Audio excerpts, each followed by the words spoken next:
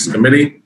I'll start with reading some of the details for this meeting. Due to the ongoing national and state public health emergency caused by the global coronavirus pandemic, the City of New London public meetings will be held virtually. Meeting agendas can be found at newlondonct.org. An audio recording of this meeting will be posted on the city website within 7 days of the meeting.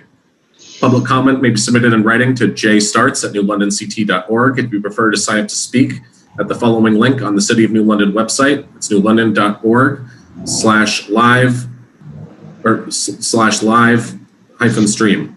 This link will bring you to a fillable form where you submit your name and be added to the public comment list and called on via Zoom during the public comment portion of the meeting. Public comments must be submitted in writing or your name submitted to the fillable sign-up form on the website at least 15 minutes prior to the scheduled start of the meeting. And with that, we are called to order. I would just like to announce the voting members of the committee. Myself, James Burke, am the chair, joined by committee members, Councillor John Sadi and President Pro Temp Alma Nartades. I would also like to welcome other councillors in attendance, Councillor Riona Dice, Councillor Curtis Goodwin, City Council President Efren Dominguez, and Kevin Booker Jr. At this point, I will ask our council secretary if we have any signups or submissions for public comment at the moment. No public comment. Alrighty, so we have no submissions. If there is anyone else in the Zoom meeting who might wish to bend the rules and speak in public comment, you can go ahead and raise your hand in the Zoom meeting. Give just a few seconds to see if there's anyone who wishes to submit public comment for the July 6th Public Works Committee meeting. And hearing none and seeing none, we will move on. Thank you so much. I see we have both Mayor Passero here, as well as Public Works Director Brian Sear. So Brian, before we get into questions from the councilors, perhaps if you just want to give us a brief overview of for the asphalt paving priorities for the 2020 construction season, and anything else you want to add in addition to the backup that you provided us. Sure, I don't have a lot to add. I'll give a very quick perspective. We did go out to bid in 2018 for paving services. The low qualified bid was J.H. Lynch. We did have a contract set up with them in 2018 that they worked under. We were very satisfied with the product and the manner in which they did their work, or the way they were safer on the job site and communicated with the public. It was a pretty good package, worked out well. We did renew that for 2019, and the City Council, I believe it was about 3 weeks ago, in the middle of June, did approve an extension that was mutually agreed to between the city and J.H. Lynch to fund in this year's budget from the 2020 infrastructure bond funds $250,000 to paving for this season. I did do a little bit of math. I don't know how much detail, probably too much I'll be giving you, but briefly, if we were ballparking, a lot of roads in the city are different widths. I like to kind of estimate what the cost is, and it all averages out when you throw everything together. The milling, the paving, all the other work they have to do. It's about $56 to $60 a linear foot based on the width of the road. Just as a ballpark going forward, we have enough experience in that to kind of understand. I did give you, I won't repeat all these, I did give you recent projects in the city that would go back to 2018 to 19. And there was a list of paving that we had done. And then I did give a proposal for 2020. I believe that's all in your backup. If you have any questions on that, I'd be glad to address those. There's a fair amount that we're planning on piggybacking with work that Eversource's subcontractors either has done or will be doing. We have a new arrangement with them. I've communicated before. Whereas if they do a trench in the road, that they eventually have to pay from the center of the road to the curb line. And in this year's plan, there's quite a few of those areas that either have been paved or most of them will be paved very shortly. that we're hoping to piggyback on, and that means that we would pave the other half of the road, and we would end up with a complete repave on those roads. And the way their priority has been regionally, that is and I don't know what you would call that section of the city, but it's Ashcraft, Connecticut Ave, Elm Street, Lincoln Avenue, that's expanded to Georgiana, Dow, a section of Broad. If you drive through there, you'll notice there's trenches. It's kind of bumpy. It's temporary patches, what they have in those areas. Also, I put at the head of the list, I'll call it Fair Harbor Court. I don't think it's court, it's place or something, but it's parallel to Fair Harbor where a lot of the medical offices are. That's in really bad shape. Converse Street, I did do a little bit of explanation.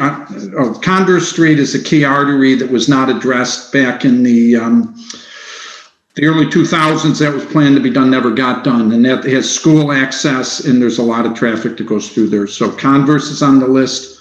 And then from Fulton Park entrance on Water Street up to the Crystal Avenue intersection, we're planning on reconfiguring those lanes as part of an overall bike program throughout the city. We're creating a bike lane that would go from down near the train station and go all the way up to Crystal and then down Crystal, and putting that lane in, and there's 3 traffic lanes that now are 12 feet, they're going to become 10 feet. It's very washboardy this way currently and the other way, and there's a big utility patch that's right where the bike lane would be. So for a variety of reasons, it's very important for us. It's not a long stretch, but very important for us to even that out. And I have received a number of complaints of commuters that go in and out and travel there regularly. It is pretty bumpy. So that's kind of an overview of what we hope. We have 250 that's committed. I will give the city council an update as we get through the various streets, give you a balance of where we are.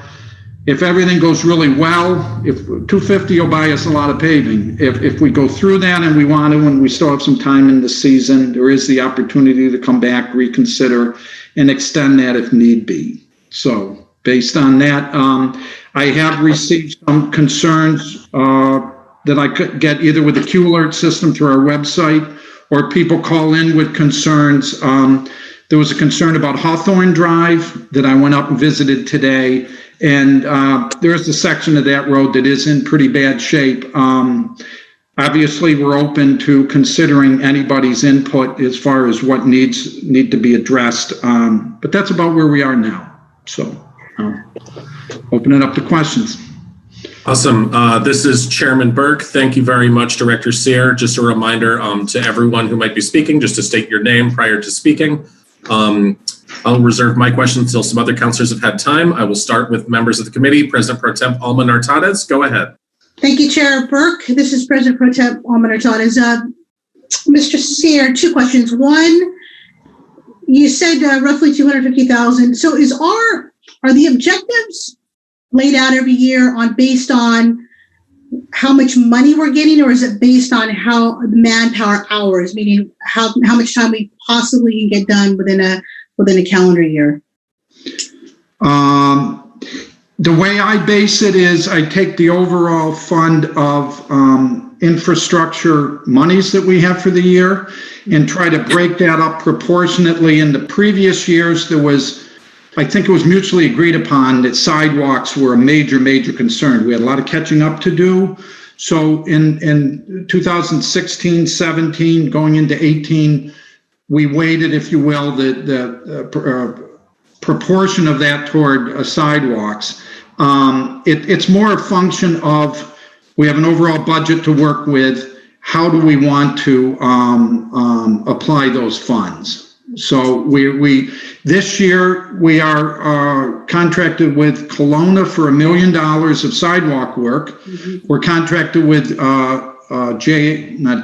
William Layton for $150,000 for on-call small project sidewalk work, which is going very well, by the way. And then this goes on to that. So if you run the math, we're probably up about 1.4 million. And I want to be somewhat conservative about how we allocate those funds if there's other capital projects that come up. So I don't know if I've answered your question, but it's not man hours, it's not feet that we want to do. It's how we proportionately prioritize those infrastructure funds in a given year. So 17, 18, 19, prior to that, just give me a general ballpark figure. What do we have in the budget for paving? It has ranged between, in the last 5 or 6 years, between 150 and 400. Okay. All right, thank you, Chair Burke. Thank you very much, President Thank you, Pro Tem Mr. Nartanas. This is Chairman Burke. And we're just real quick before we move on, Brian, I just wanted to echo some of the thanks that I've heard from constituents about the on-call sidewalk work. We have some very happy customers, per se, already who have some problems that have taken care of. Next, I will call on Public Works Committee member John Sadie if you have any questions for Director Sear. Yes, this is City Councilor John Staddy.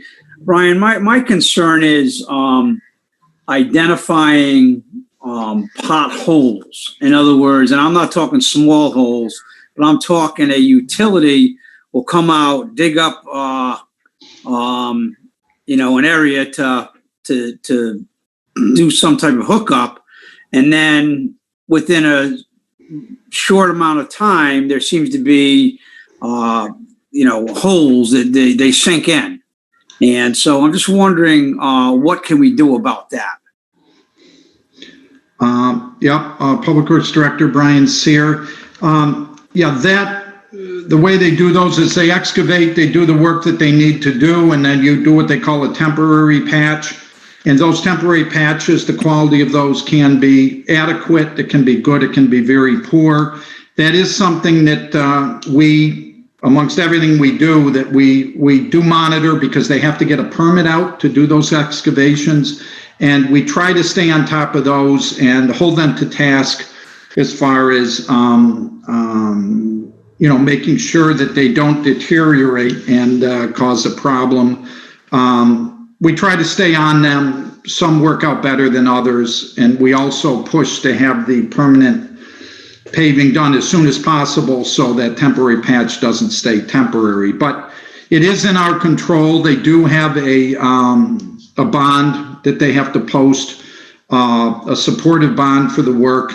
And it's a matter of us staying on top of the Eversource uses a variety of subcontractors. So on any given job, it could be Burns, it could be Michael, it could be Leighton, it could be a number of different companies. It's a matter of us staying on them and making sure when they do a bad patch that we make them go back and fix it. And if you could just explain how we were fortunate enough to negotiate with the utilities to have half the road done as opposed to this zigzag we were doing. I'm just wondering, I would assume that they have rights of way to put the pipes in or the wires in or whatever it may be. But how do we make sure that continues so that we're doing half roads as opposed to patchwork? Okay, back in 2015, there's an ordinance that I believe it's called the excavation ordinance for the city, that was reviewed and revised and adopted by council at that time. And it was put together, I was involved, I had just gotten here when that was all put together, but it was very wisely put together. Long and the short of it is it gave the Public Works Director a lot more control over the analysis and monitoring and judgment regarding excavation in the city. So in a lot of cases, they say the Public Works Director can do this, can do that, can do the other. So when we ended up with the problem with so many, and there were many, as we all know, temporary patches throughout the city that were just a big headache and an eyesore and a pain, we did look together and with the city's law director figure out what do we have to do to have more control over what they're doing in our city. And it was determined at that time from the law director that instead of having to rewrite a whole new ordinance and get the city council to adopt it, that I had it as director, I had it in my power to set the terms over which we would allow them to do work in the city. So either they knew that it was inevitable that we were going to get to this point, or they knew that other municipalities have asked for this. But once I made that clear, and we made that clear to them, their adoption of it happened very quickly. So we didn't have to do a whole lot of leverage, but maybe because it's done that way elsewhere, they seem to get in line pretty quickly. Thank you for your explanation. This is Councilor John Sadie. I don't have any further questions at this point. This is Public Works Chair James Burke. Thank you very much, Councilor Sadie. At this point, to any non-members of the committee from the City Council who wish to address any questions to Brian Sear, you either go ahead and raise your hand or speak up. Oh, Councilor Dice, go ahead. I just like the fact that I just want to make note and put on record how when people have been submitting letters about their concern that you've been looking into it. So Director Sears, I just want to say, and I do have a question, and I may have missed it because I am working now on Bank Street. I noticed that Bank Street was repaid or tar was put down. And I don't recall seeing that on a work order, but I'm just, wondering, did I miss that? Because I'm human, I make mistakes. Yes, this is Director Sear. In terms of that, didn't end up going before the council because it was less than $20,000. Okay. And that's why that was. However, the company that did the work was on the state bid, so they qualified through finance for that being approved. And that's something that we haven't done before, but I think can be very successful. It's actually called sealing, and it's not repaving. They don't grind off the old asphalt, put new on. The actual paving in Bank Street was not that bad, but cosmetically it looked pretty worn. And every summer when we striped it with temporary white striping, it would fade by the fall and winter, and it would look kind of messy. But I don't know how it came about. It's just one of those things you sit back and you just imagine what would be good for the city. And in this case, it's not just cosmetic. It does waterproof the street. It'll give us about 5 more years in terms of the wear on the street. But I think, as far as I know, I think we were one of the first to adopt this kind of method. And if it all works out, we're all in favor of that or whatever, we might do that upstate street or somewhere else. But that's where that came about. This is Councilor Dice again. Would like to say thank you for looking in what will help our city. Thank you, Director Sears. Thank you, Chair Burke. This is Public Works Chair Burke. Thank you very much. I believe I saw President Dominguez. Yep, go ahead, sir. Thank you. This is President Dominguez. Can you hear me? All right, great. Thank you, Chairman Burke. And thank you, Director Sear. I also want to echo the same sentiments as obviously everyone has already, that even though you have a small department, small staff, every time there's an email sent to you, you immediately act on it, whether it's a sign or whether it's something on the road or the sidewalk. So that's greatly appreciated. Hopefully we can do more for the department and build that up eventually more. My question is really pertaining, the agenda, I've been looking at it, and it says recent paving projects in the city, 2018, 2019, and you have a list there, William Street. Some of you have full streets, some of you have up to a certain amount. I guess the length of the street is long. I don't know, it's longer than the other ones. So how do you make the judgment call when it comes to how far you go on that street? That's Director Sear. Thank you for that question. Because we're trying to address the needs in all the different areas of the city, I don't know if fair is the word, but I try to be, equal, move it around. So in the case of William Street, it was very clear that the section from Broad Street down toward the underpass was in really bad shape, and got a lot of concerns about that. William Street coming up from Manwaring and through that by the school was not so bad. It's for whatever reason, the one was in worse shape. Manwaring was just kind of scary, the way the hill went and everything. Granite Street from Williams to Hempstead, the reason we made that partial was previously Granite had been narrowed and paved right near the park. And so that was paved when the sidewalks were put in and it was narrowed. So the year before, we did the curbing and sidewalks where we narrowed Granite from Williams to Hempstead. And so this followed, we always want to follow paving after sidewalks. I see. So we're not digging the curbs up after we paved. So Definitely. we had done sidewalks there, and that's there. The same with Golden and Pearl. We had put in new sidewalks in both of those areas, and that's why they did. Willets Avenue was just kind of financial. There are a lot of people would like Willets to be paved, continually on. We tried to find a section that would be the best use of the funds. So it was worse from the entrance from Waterford to Ocean Avenue. That was a bad section, and perhaps at some point, I will say, we will be addressing Willets going on.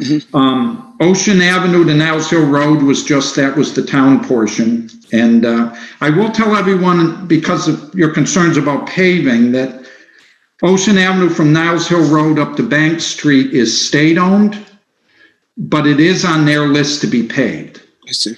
So we're not going to pay for it, but I believe it was originally supposed to be this season. I don't know about COVID, but so eventually that will tag on to us, and Ocean Avenue would have been new kind of all through.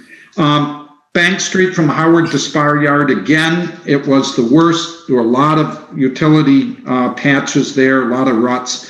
And that was a very heavily traveled area from the commuters from ED up and people going down Pequot. So that's how we picked that. And Bayonet, we did part of Bayonet. Again, it was cost, but the section of Bayonet as it approached Coleman Street was really bad. Yep. So we just kind of took a place where the bad pavement started and worked on. And then Briggs we did because the year before we had done sidewalks and curbs on Briggs. Gotcha. So this is President Dominguez again. Thank you, Director Sear. Just one follow-up question real quick. So thank you for that explanation. That's very important. So obviously, those that don't know how it works, at least they have some details and some information on the background on that. So I'm noticing too, so it takes maybe, because every year we're doing during the summer, of course, because we need good weather in order to do the pavement and everything. And so according to this, so imagine, I don't know how many streets we have in the city right now. I don't have an idea of how many streets, but imagine, it's going to take a process to get all those streets done. And eventually they will be done. But it's just because I also get some people, whether I'm on the city, around, or emails about, when is my street going to get done, or when is, so I know it seems like maybe 10 streets average during the summer. That's what it seems like. I mean, I could be wrong, but looking at what you submitted to us, so I just know it's a process, but eventually, I guess what I want them to know is that eventually the streets will get to the streets, to their streets, because everybody will like new sidewalks and new streets. So that's understood, Yeah. Yes, sir. Thank you. It's Director Sear again. Yeah, and I can't stress that I can't always, when people call with concerns, I can't always give them a time frame they might like, but I definitely visit the area. I put it on the list. I'm aware of it, and the on-call sidewalk repair program, I mean, it's great we're doing it and stuff, but we had a backlog from 3 or 4 years of people, and I had the file of people that had concerns about their little area, but that didn't warrant doing the whole road. They don't come in and go away if we can't do them right away. And it's just my style. Rather than rely on an engineering study that some professional gave me and put on the shelf, we're a small city. We talk to each other. We drive around a lot. I really do place value on people's feedback, because people that drive a road know the road and they know the condition and their concerns, and we're very open to their concerns. And like I say, we have a priority. If we have money left, we're not going to, we're going to keep moving, and we're going to keep moving every year as the funding allows. So I would encourage people to contact us with their concerns. All right, this is President Dominguez speaking. Thank you, Director Sear, and that's all I have, Chair Burke. Thank you. Thank you very much, President Dominguez and Director Sear. Just being mindful of time, we have about 5 minutes left. Do any other counselors have any questions for Director Sear? Seeing none, I will make brief remarks. I don't have questions per se, but I just wanted to echo my colleagues. Director Sear, thank you for providing this backup information. I think maybe equity was the word you were searching for before, in terms of making sure that these infrastructure funds are not focused too much in any one part of the city, that they are equitably distributed. So that's why I'm very happy to see Ashcraft, South Ledyard, Elm Street, Lincoln, Georgiana, Broad, Dow, after the completion of the Eversource project. And I would just, to anyone that listening on the line right now, encourage, if you missed public comment for today, you can go find our email addresses and phone numbers on the city website. What would be really great is if you see a pothole or something junky, take a picture of it, send us it in an email or a text message. And just to put one thing on the record, I did speak to one constituent over the weekend who was not able to attend public comment, that mentioned that just the one-way section of Mountain Avenue, which is a very small section of it where it connects to Hempstead, would be a nice thing to perhaps be done this year. So that's all I have for that. I will open it up to any committee members or other counselors who have any follow-up questions. And seeing none, I would just once again like to thank so much Director Sear for being here this evening. And leaving a few minutes before the Public Safety Committee meeting, I would ask any of the committee members for a motion to adjourn. So moved. I'll second. All right. And all those in favor signify by saying aye. Aye. We stand adjourned at 5:57. Thank you much, everyone. Thank you.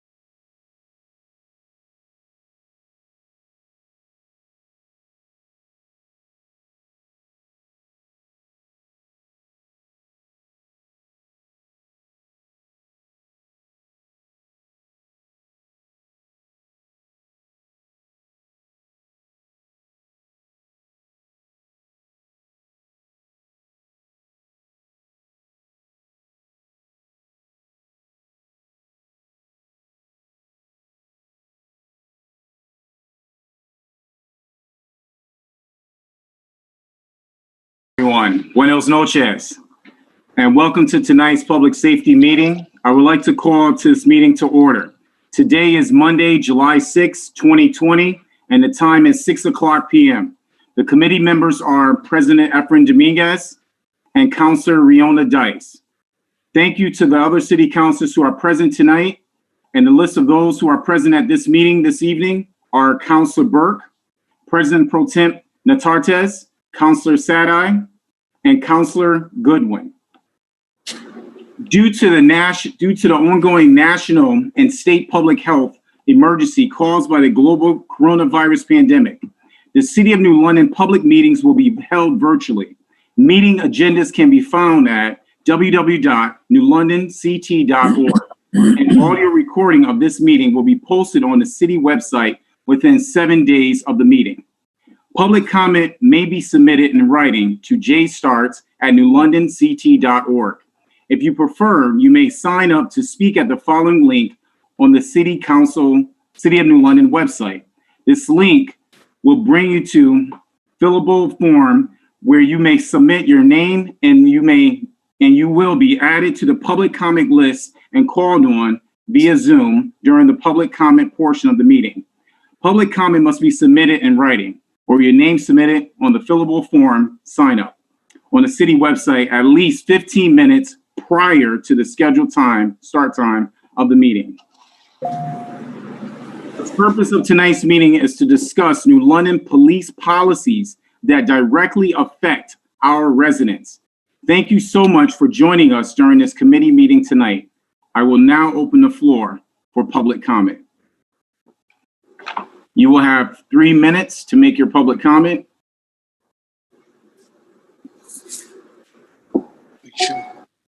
Okay, Ms. Starts. Ms. Starts, who do we have first? I didn't get anything. Okay. All right. I didn't receive any letters as well. Okay.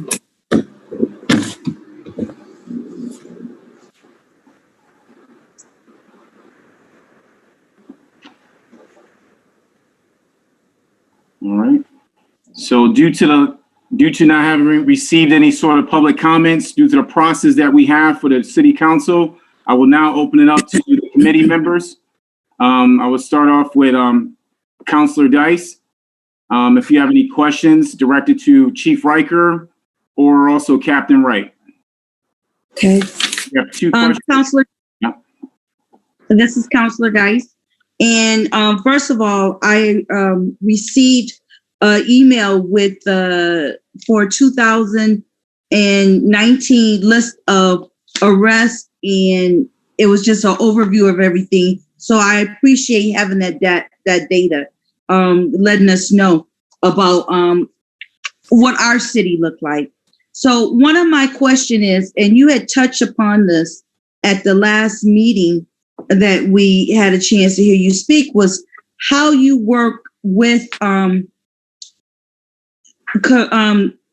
community, a sound community. And I just want to know right now with this, with what's going on in our community with this pandemic going on, have you been working with sound community, and has that been a need currently? And are there still a resource for supporting our community needs? Chief Riker?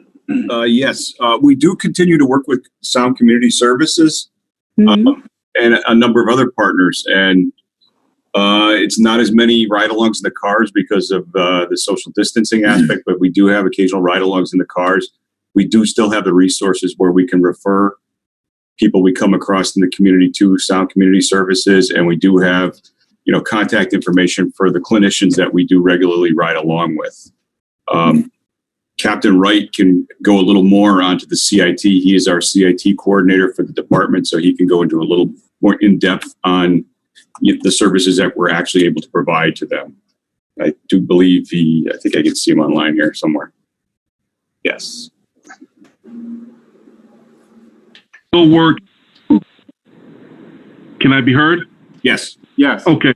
Yes, we're still working cohesiveness with First Step and Sound Community. Like the chief had stated, ride-alongs may not be particular at this point in time, but we have a good enough rapport where officers still are able to refer to counselors and forward copies of reports or anything that is needed to best help the citizens or people in distress or in crisis.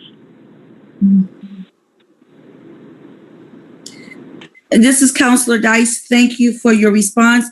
And I will a policy. How did this relationship develop? Is this something that you saw a need and you're executing this, or is place where we know that say Sound Community change staff? Would this be a relationship that's going to continue on? I just want to make sure that this is a true commitment that will be continued, or is this something where it just happened to be the right person at the right time to develop this this procedure? I'll tell you, Counselor, I've been here a little over 8 years. This program has been in operation long before I ever stepped foot in the city of New London. So it's an ongoing commitment with the department. Over the years I've been here, there have been a number of clinicians who have moved on to other careers or other aspects of it, but they've been replaced by people, and we continue to work with new clinicians in the cars at all times when they're working. One clinician went on to finish her PhD and started working with the Behavioral Health Services, which is an EAP program that this city actually contracts with. Also, as a little background, New London PD was the first law enforcement agency in the Northeast to bring the CIT training to this region. We're very proud of that. It's an ongoing thing that we participate heavily in. I'm involved with also the state board in regards to this, and one of our previous captains was the initiator of the program. So we're very proud of it, and we appreciate it, and we look to be in a working relationship for forever going forward. I mean, it's very useful and it's very helpful, not just in situations for mental health, but just in any situation. The officers that are certified in CIT, they're great at active listening. We also have civilian employees from our dispatchers as well. So we try, our goal is to get as many officers and unsworn members of the staff trained and certified in this.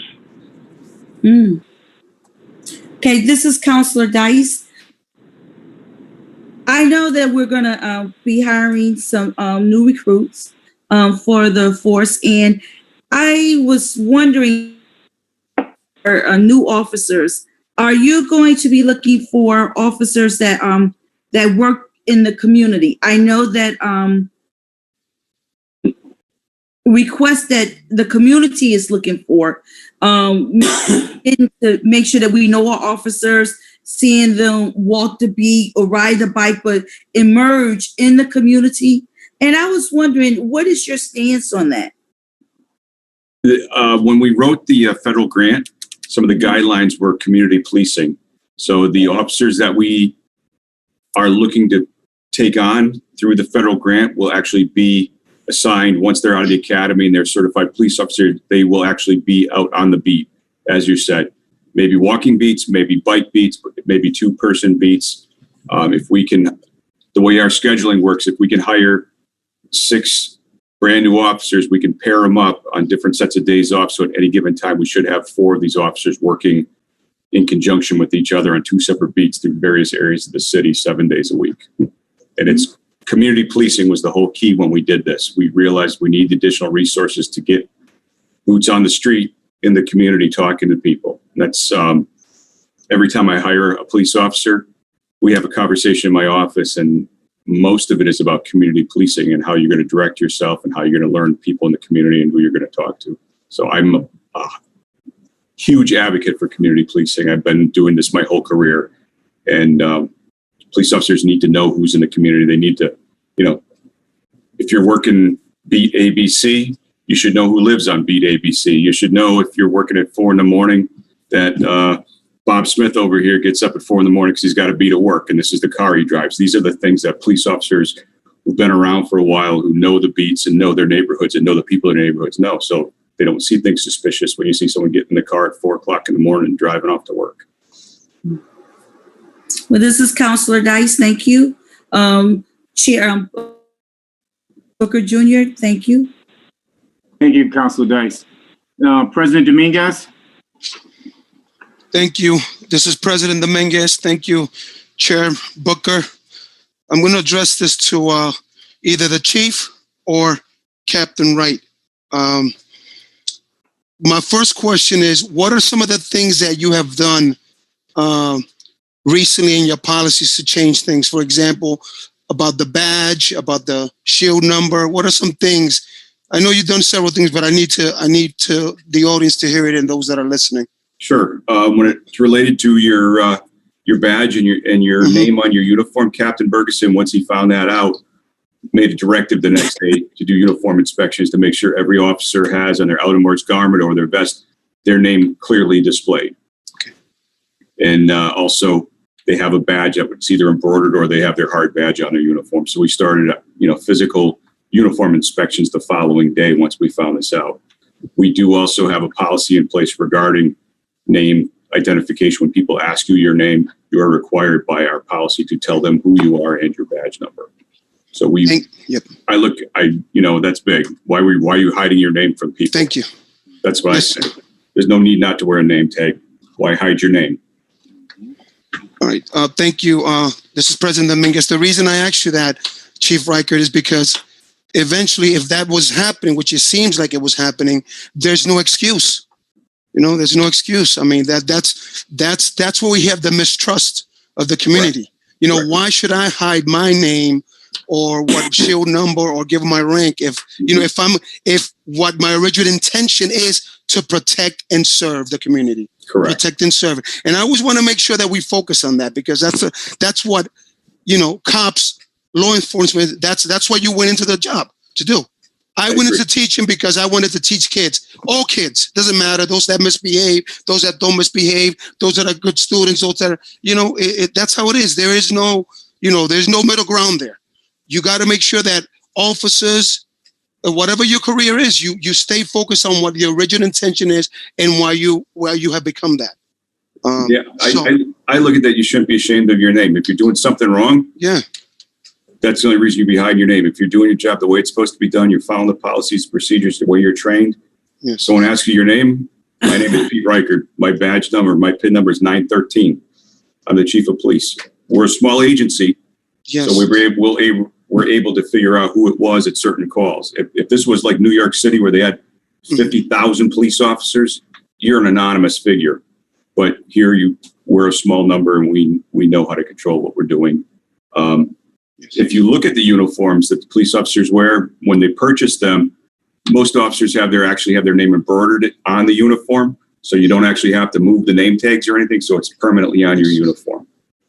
So that's another thing they've been doing in recent years. We allow that. Same with their uniform jackets, and they are required to either have their metal badge or embroidered police badge, not this patch like my shirt has, but the actual police badge. But you're also going to find out the metal badges have a set of numbers on them. They don't necessarily line up with the officer's police identification number. That's just a number that comes on the badge in a series, but their arrest number or their police identification number is a 3-digit number in sequence in our computer system. And that's how we actually identify people in our reports, is by their PIN number. That's what they usually write down when they write things down on traffic citations or accident reports. President Dominguez speaking. Thank you. I just have one more question, Booker. That's it. Again, directed to either the chief or Captain Wright. We did receive something on our email. It says New London Police Department 2019 use of force data. It says total calls for service in 2019 were 18,834. Total arrests in 2019 was 1,344. Then it goes and breaks it down into percentages. 2019 uses of force without arrest was 0.400 or 8 people. or 8 human lives. And then 2019 uses of force involving arrest was 2.31%, and that's and it was a total of 31. So I guess my question, when it comes to the use of force regarding the New London Police Department, is seeing everything that's been happening around the nation. What are some changes that we plan to do in this area to try to sort of even decrease this? Are those some things that you guys have been talking about as a police department? So that's my question. That's as you can see, the numbers we have are very small for the amount of number of calls for service and number of arrests we make. And when you look at use of force without arrest, those are individuals who may need to go to the hospital for psychiatric issues. Sometimes they're violent. We assist the fire department. We still do a use of force report on that if we have to go physical hands-on with people. If you look at the other 31, not every one of those actually represents a physical use of force. Our policy is if you have your taser and you actually point your taser at someone and you just put the red dot on them, whether you pull the trigger on it and tase them or not, that is a use of force, just the aiming of the taser or the aiming of a handgun. So that eliminates a number of these down to actual physical use of force that actually took place. De-escalation training is the big part. A lot of these we can't control what's taking place because people are being violent when we're on the scene. That's why we have such a small number. But the use of force training that we do, and de-escalation training that all the officers go through in the police academy and then their annual recertifications are key. Every time we do a firearms training, we do a use of force training. We do firearms twice a year, so they get use of force twice a year. We're moving forward with the Axon body camera program. That'll be a use of force training an additional time a year. So 3 times during the year, you'll get a block of use of force. And if you also go for your certification, that'll be your 4th time during the year. Everyone will go for that class. One thing we're interested in, we're looking for is a just de-escalation course where we can get a de-escalation class to run people through it. A lot of the CIT training does the de-escalation tactics, so we're looking to expand that department-wide. It's not offered often. If we can locate additional funding somehow in training, then we would definitely look to see if we can host a class actually in New London where we could put 10 or 15 of our own officers through it. So that would bring us to a total of probably close to 40 officers of the 70 that are trained in the CIT program. But it's continuing. It's a continuing cycle every year of training. Officers recertify every 3rd year, but in the off years when you're not going for your formal recertification class, there are other trainings that continue to take place year in and year out. President Dominguez speaking. Oh, I'm sorry. Go ahead. Just as a follow-up, as part of our use of force policy, officers shall deploy de-escalation, calming strategies, and/or verbal warnings and verbal persuasions when feasible before resorting to use of force in order to allow the subject time to comply with use before using force. So it's part of our use of force policy as well. This is President Dominguez speaking. Thank you, both Chief Reichert and Captain Wright, and I yield the floor, Chair Booker. Thank you very much, President Dominguez. Now we'll open up the floor to the other councilors, city councilors, and then I'll come right back to the committee members. Okay, President Pro Tem Natartez.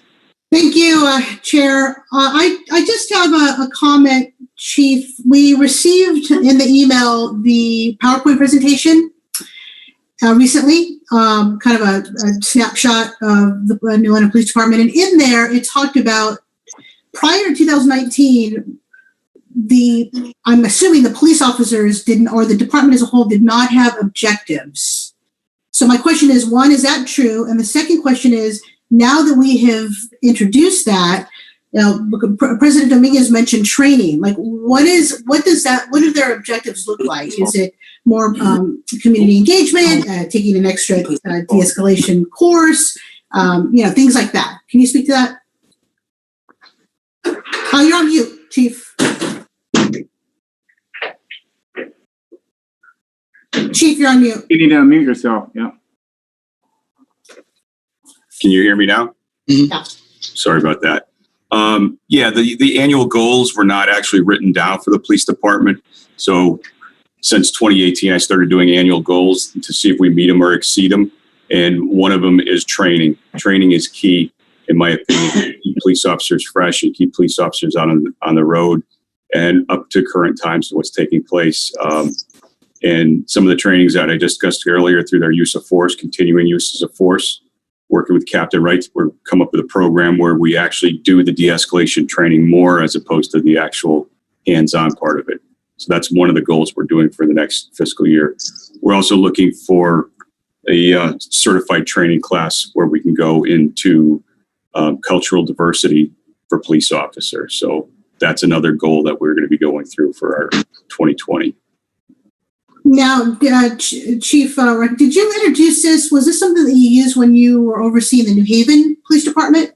When this is one of the things I started coming up after I was sworn in as chief, areas to get the department back in gear and get it moving forward. When I was in New Haven, I oversaw the department, full department, usually in the absence of the chief. Most of the time I was running the detective division, and we were basically hands-on with critical incidents and homicides and serious shootings that we were in charge of. Yeah, the reason that I asked that question, I was curious if you have seen, if it's common that police departments have either individual department or division objectives, or if it's holistic, right? The whole police department. I wasn't sure about that. It sounds like. I think it's common. It sets the department. Everyone in the department knows which way the department's heading. If you list out your annual goals, and then at the end of the year, you can let everyone know if you met the goal, you exceeded it, or you were unable to. And if there was reasons why you were unable to, you can list out what needs to be improved for the following year, and then set that as your next year goal. We need some. Just one we last need a direction. Question. What's the incentive? The incentive is to do the best we can at all the time. But your police officers, what is the incentive? If you go to them and say, I need you to be more engaged in the public. I need you, we're looking at engagement, community engagement, specifically on what I'm talking about. What is the incentive for them to do that? Are they, when they get their annual evaluations, does that come up? Is that part of the discussion? You're going to find out based on the union contract. We don't do evaluations on officers every year. This is more department goals to get everyone's pride, and still pride in the police department and pride in the city, to look at set goals and see how we can meet them or exceed them every year. I mean, it should just be pride in the job that you do.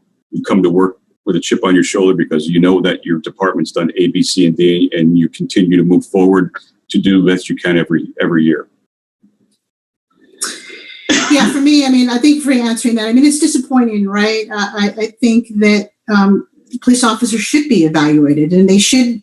I know it's out of our hands. It's a union contract thing, but I see that good and bad. It could be problematic, but thanks for answering the questions. I appreciate it. You're welcome. Thank you, Chair Booker. Thank you very much, President Pro Tem Tartes. Councilor Goodwin. Thank you, Chair. A few things. Let's see where to start. Through you, Chair, to the Chief. That report that was given to us today on the stats and breakdowns of use of force, do you have that to correspond or correlate to ethnicities or racial backgrounds so we can see that as well? Question. I'm going to direct it to Captain Wright. Captain Wright came up with these statistics, but our use of force documents, I believe we can break down to ethnicity. So I don't want to take up time to go over it now. Can you send that to us? As a matter of fact, I think we have it broken down in ethnicity over the last 5 years. It's just I can send that to the City Council. Let me make a note of that. Please. Also, the new recruits, the contract and or the budget, does that come back before us? And if so, when?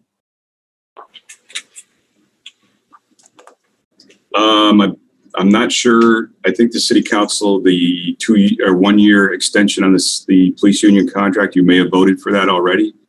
I'd have to ask. So the new recruits, the contract for the new recruits. Not that is, it's an accepted award from the Department of Justice through the COPS program. So I don't believe that has to go through city council again because you already approved us to apply for it, if I'm not mistaken.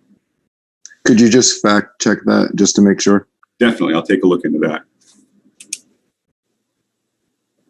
Piggybacking off of what President Pro Temp was saying, do you send a proposal or are you drafting a proposal that has objective and goals as far as training? So you mentioned that there's a need for ongoing training or updating training.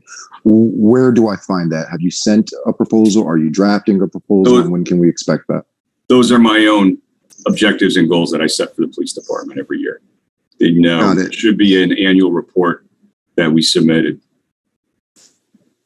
Is that sent directly to us? I'm not Or is that sent sure to the if City Council administration? received a copy of that yet or not. Could we add that to the list to fact check that to see if we do? And if we don't, who do we need to ask to request that? If it could be sent directly to us? Yes. I can either yield the floor or I'll keep going with questions. Just interrupt me at any time, Mr. Booker. Councilor Goodwin, I'll just come back to you because it was just two questions, but. Thank you, sir. All right, thank you very much. I'll come right back. Councilor Sadi. No questions at this time. Okay, Councilor Burke. Thank you very much, Chairman Booker. Through you to Chief Reichert. Chief, if you could just, I asked this last time, but give us if there's any further updates or progress on the development of the body camera policy.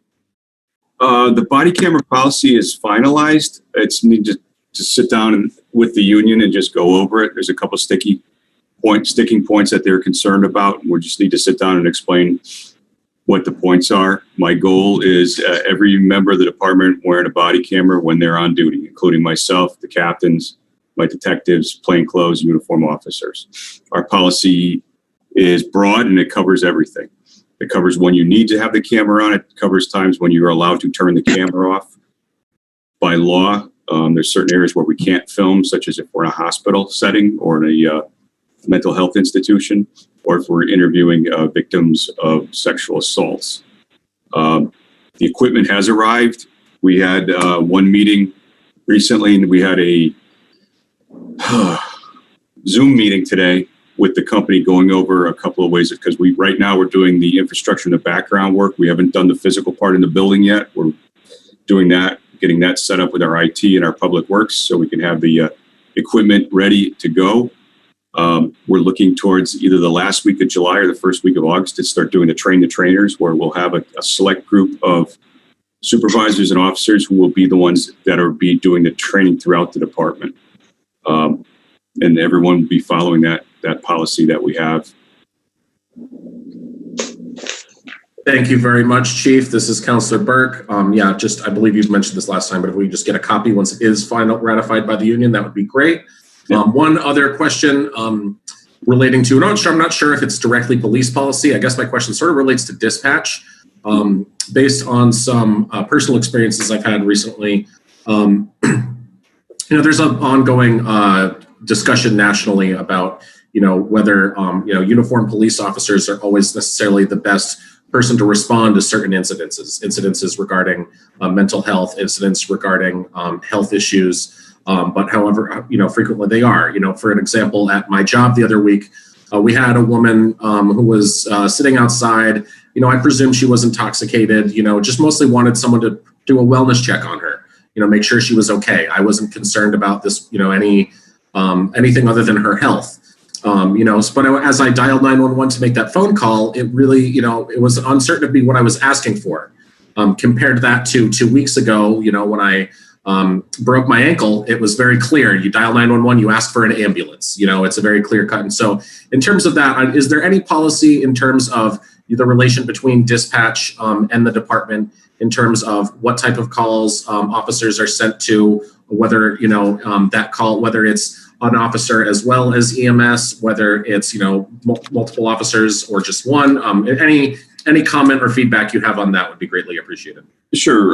The Emergency Communications Center is located within the police department, so police supervisors oversee it. It falls under my division in my budget. we are responsible for training the police officers, and part of their training is to, when they're talking to people and they're taking the incoming calls, is to triage the information that's coming in and determine what services are going to be sent. If it's simple, we have three things we can do. We can dispatch an ambulance, we can dispatch a fire truck, or we can dispatch the police. If there's other services what we have available that we don't need an emergency service dispatch to, we try to do them at a different level. Sometimes we have the ability where we could just take the name and number and we send it to one of the officers inside. We can simply make a phone call to them and have a conversation with a person, because not everybody needs an on-scene officer there for their complaints.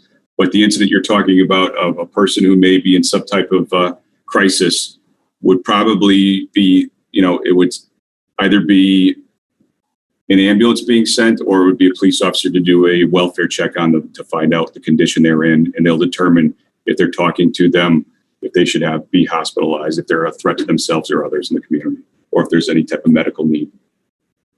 Thank you very much for your answer, Chief. And that, certainly, and I understand, I guess, just one comment before I yield the floor, that, I just have desire to give you other options, or to give the city other options. Because sometimes I don't, despite all the best training and best intentions of police officers, our public feels some sort of way about a gun being brought into a situation that they feel like a gun is not being able to brought into. But I understand the role you're in, and I thank you very much for your explanation. Yeah, I wish we had other options also at times, because there's times where we don't need to dispatch police officers because we know that someone who's doing social service work would probably do a much better job than a police officer there. So I wish we had the options available to us, and I hope working together, the city would come up with some of these options. So it's basically instead of we only have 3 courses of dispatch, we'd have a 4th course of dispatch where we could send, service needs workers to someone to talk to. Thank you very much, Chief, and thank you very much, Chairman Booker. Thank you very much, Councilor Burke. I just have 2 quick comments, and then I'll move on to Councilor Dice, and then Councilor Goodwin, and then President Dominguez. I'll see if you have questions as well. Okay, sir? One of the questions I wrote down, you said you were looking for cultural diversity training for the police department. Is that correct, Chief Riker? Yeah, it's one of the training courses that we're looking for to run through the police department. Again, we've done it a couple years ago, and it's time to look at it again and redo it one more time. Okay, that is awesome. I work for an international organization called the Anti-Defamation League, and I'm a trainer for them. And we do police training for the state of Connecticut. Okay. Okay, so what I would like you to do is get in contact with me. You can send that proposal so I can send it to the organization so we can get this going as soon as possible. I've done a lot of work with the ADL over the years when I was in New Haven, and some work here in New London with the ADL. Right. So I'm very familiar. Okay. Thank you very much. That's one thing I wanted to touch on, definitely. Another thing too, going to Captain Wright. In the Sunday paper, and in the article, in the wake of Black Lives Matter protests, some activists meet with the police. There was a comment mentioned in section A1. And in London Police Department, Captain Brian Wright said police have had contact with protesters from one of their rallies. And police initiated a Zoom town hall held recently with the London NAACP, which was about a month ago. The consensus was obviously there has to be a commitment to open book policies and procedures, Wright said. He added that police have been public regarding the complaint process, but could do more to make the information available without being asked. So my question to Captain Wright or Chief Riker would be, what exactly is the police department doing to make the information more available to residents of New London besides public safety meetings that we're having now? Well, currently we're working with New London Task Force Association and coming up with ideals and ways to improve that, making those key policies such as the use of force policy, the reporting of use of force, and civilian complaints readily available on our website, city portion of the website, as well as making hard copies available at locations if an individual didn't feel comfortable coming to the police department or doesn't have access to a computer. The more that is available for our community to reference, the more informed they are. I think better relations will come as a result of that. So we're looking to make sure it's available at different ways and different avenues so people can have readily access to it and download and keep a copy with them in reference. And we're looking to do also provide it where you may come in contact with an officer and get a copy of it as another way to engage officer and community members in conversation. We want to go to the point where there's just not certain officers that people feel comfortable with. They can have many officers they can reference, which is going back to officers in walking the beat in the community. So people may not necessarily ask for Officer Nolan or myself or any other one individual. They have a host of officers they feel comfortable with and engage with to inquire and get information. Thank you very much, Captain Ray. Now I'll open the floor back to the committee members and then move on to the other councilors as well. Councilor Dice? This is Counselor Dice. So, Chief Rahal, you mentioned that you have the breakdown for the last 5 years. With that breakdown, not only besides race, would you also have gender? Because I'm curious about the, and I'm looking at all arrests, not just the one that you did force with, but just all arrests, and I would like the gender and the race breakdown. Yeah, we'd have to actually crunch the numbers on that through our system. The printouts I have for use of force do break down by sex and race. It doesn't break out ethnicity. It's just sex and race for those that we've done already. We'll have to, I'll talk to our record sergeant to see if we can, I'll let you know right now, the system we have, the old AS400 system, it's not the easiest thing in the world to work to figure out how to do some of these programs, but we'll be able to pull it up one way or another and get you that information as soon as we can. Thank you. This is Counselor Dice. Back to you, Chair Booker Jr. Okay, thank you very much, Councilor Dice. President Dominguez?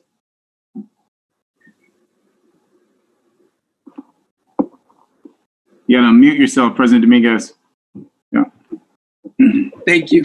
Yeah. Thank you, Chair Booker. I just had it on mute. Yeah. You know what? I have to go back to the question that President Pro Tem Nartatis asked a while back. I'm going to tell you, Chief, I'm flabbergasted. I don't even know. When it comes to annual evaluations of performance, I'm a teacher. And when I first started, it was 5 times a year. I would five evaluations by my principal, my vice principal, all right?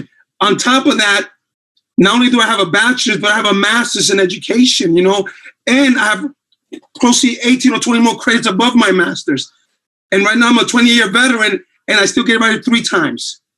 So, and I'm doing important work, you know, with kids. I mean, how much more cops who protect and serve have to be? So I mean, you don't have to answer this. I'm just like, I think that has to change. That has to change. Oh my goodness.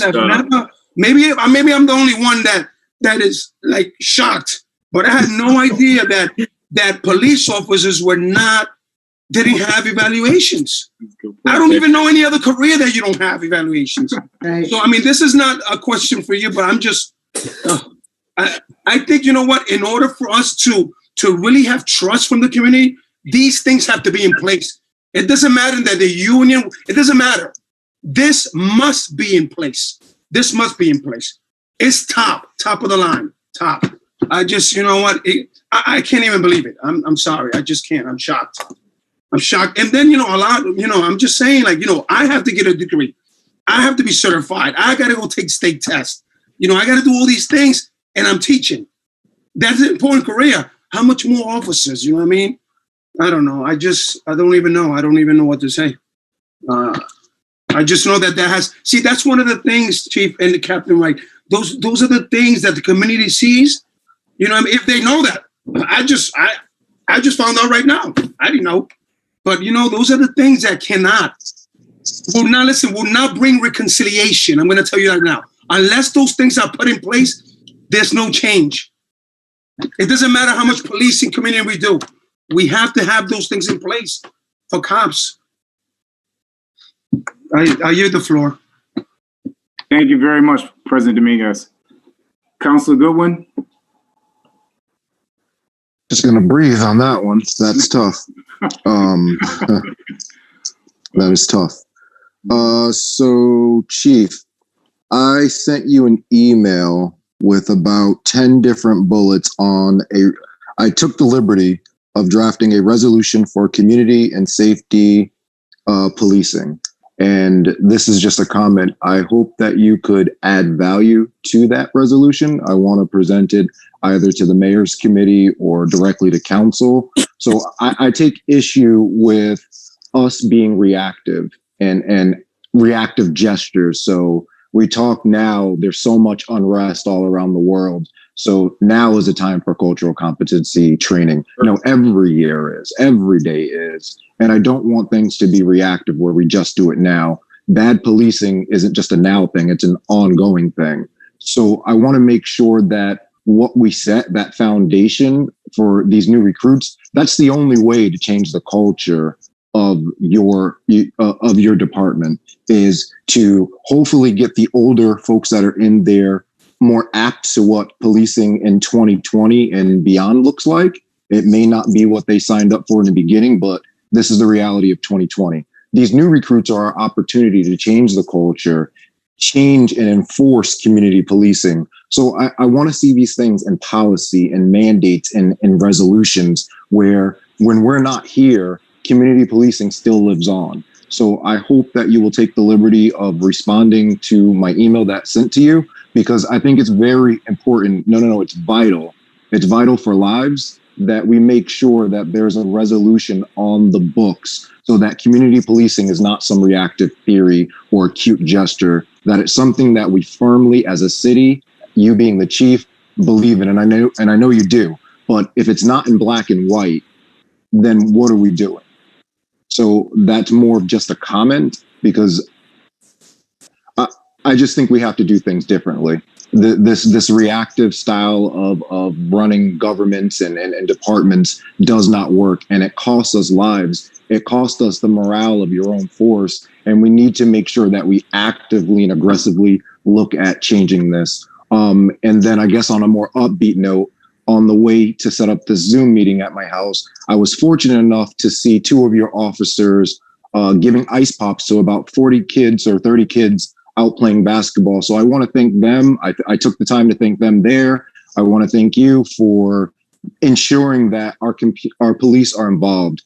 It truly matters. But again, it shouldn't be reactive. It should be in policy that our police are invested in the community. So thank you. Thank you to those officers. We still have work to do, and it needs to be in black and white. I agree with that, Councilor Goodwin. As a collective group, we need to have a legacy when we're not here anymore. And our legacy needs to be change in the policing in the city of New London. All of us together, working together. And some of the items you just spoke about are the backbone of that change for our legacy. The officers giving out ice pops happens all the time. You just happen to see it that time. In the past, I've rented out ice cream trucks and sent the ice cream truck in the neighborhoods for the kids myself. We've been out there. People don't always see it because you're not out. No one's always out in the neighborhoods like the officers are. Throwing the football, throwing the baseball, playing basketball with them, standing around talking to kids. My cops are great people, and they like doing that. They like talking to the kids. They like the interactions that are going on. And it's not just, we're not looking for, the latest to put on Facebook. This is just what they do. When they have downtime, we encourage them to go out, talk to the kids, hang out with them. And on a hot day like today, I'm glad that they bought them some ice pops. Reach in your pocket, spend a couple of dollars for the kids in the neighborhood who may not have anything. So I encourage that, and I've done it my whole career. So I just want to point out that I thank you for responding, but you absolutely did not respond to the resolution that I drafted. Yeah, I'd like to talk to you offline about that so we can go over the point by point so we can get together with that. But yes, I did receive that email late last week. Thank you, sir. And thank you to the cops. Thank you very much. I yield my, yep. Thank you. President Pro Tem Natartes. I do not have additional questions. Thank you, Chair. Okay, thank you very much. Councilor Sadi. No questions. Okay, and Councilor Burke. Councilor Burke has no additional questions at this time. Thank you, Chair. Okay. Any other counselors have any other questions or comments?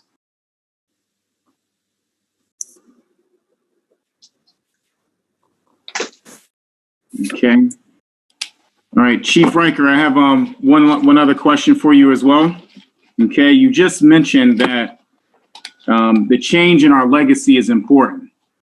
And as you mentioned, the change in our legacy, think about the STARS program in Denver, Colorado. I think about the CAHOOTS program also in Eugene, Oregon, that has been around since 1989, which is crisis assistance, helping out on the streets. 31 years ago, the city of Eugene, Oregon developed an innovative community-based public safety system to provide mental health first response for crises involving mental illnesses to homeless and addiction.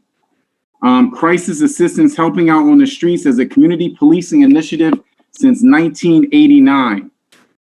The CAHOOTS budget is about $2.1 million annually, while the combining annual budgets for the Eugene and Springfield police departments are $90 million. In 2017, the CAHOOTS team answered 17% of the Eugene department's overall call volume. The program saves the city of Eugene an estimated $8.5 million in public safety spending annually. And what's interesting about the CAHOOTS program, as you probably know as well, Chief Riker, the CAHOOTS was not designed to replace policing. CAHOOTS team members are not law enforcement officers and do not carry weapons. Instead, CAHOOTS offers a service that responds to non-violent crises, so police don't have to. The most common types of calls diverted to CAHOOTS from the police are welfare checks, public assistance, and transportation to services. Some of these crisis responses involve more than one call type. And the reason why I'm addressing the CAHOOTS program that has been around since 1989, 31 years, is because the city council has just recently approved 8 new officers. And I've had this conversation with you before, off record, right? Through the COPS program, have you considered having 4 of those new positions designated as social workers and mental health professionals in the police department, especially when cities and towns throughout the United States are asking for the reallocation of funds to human service departments? Now, I know you just told Councilor Goodwin that you have to look through the COPS program and everything as well. But have you thought about what you can do with maybe 4 of those new positions as well? Because as you and I both know, it's really beneficial for a police officer to ride with someone who is a trained individual in social work as well as a health professional. So I would like to ask you that, if you could take that question, I would greatly appreciate it. Yeah, I am familiar with the CAHOOTS program. I've seen literature on that over the years. The grant that we applied for, it's for specifically for sworn police officers. And I'm guessing if we're looking into hiring people working more in the mental health capacity as a social worker, we would have to actually start looking for a different type of recruitment as opposed to specifically for police officers, because there would be different types of training that they would probably go through. I don't think the grant would allow us to hire them under the grant and then employ them in another aspect as opposed to a sworn police officer on the streets. I believe it was to enhance the force number on the force in certain cities. But I do like the idea of that, and I've seen it works in many cities. I wish I had a $90 million budget like Eugene, Oregon Police Department has. Obviously, the city doesn't even have that type of budget. So that shows the difference in the size of the city and the types of problems that they're seeing and the volume of calls that they're seeing. But Chief Riker, as you said earlier, you said this is our legacy, right? I agree, it is. Yeah, right. So like if we know at this point in time that our city desperately needs these type of individuals working in the police department, couldn't we work around that to make sure? We can, when we're doing recruitment efforts, we can look at people who have the social work backgrounds, yes. If they're applying for the positions, yes, we can look towards that. And because it is a grant towards police officers, if they have social work backgrounds and look to become police officers and they do become hired, we can use them in more of that capacity as opposed to other aspects of policing, yes. But I like the idea of a program like that working, maybe not necessarily in New Haven, or excuse me, New London, but in the region itself. We're small, so I don't know if we have the constant volume that some of these other cities have, but a number of towns in this area together could form one of these types of groups where they could go to multiple jurisdictions at the same time. It's regionalization of resources is big when it comes to stuff like this, especially with, we do a lot of calls, but it's not necessarily all calls related to like the mental health or the homelessness.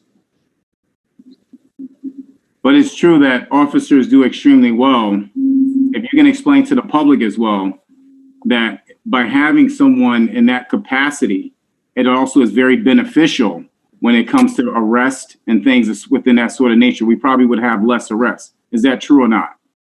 I can't guarantee you'd have less arrests. However, if you're looking more towards the social services aspects of it, through community policing, one of the philosophies years ago was an arrest is a failure. That's what they used to say when I became a community police officer in New Haven. It's if you're arresting people, you've failed at your job.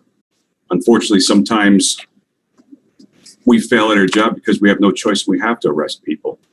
But the availability to have people in social services working with us in a social work aspect 24/7, 365 days a year can only benefit what we're doing.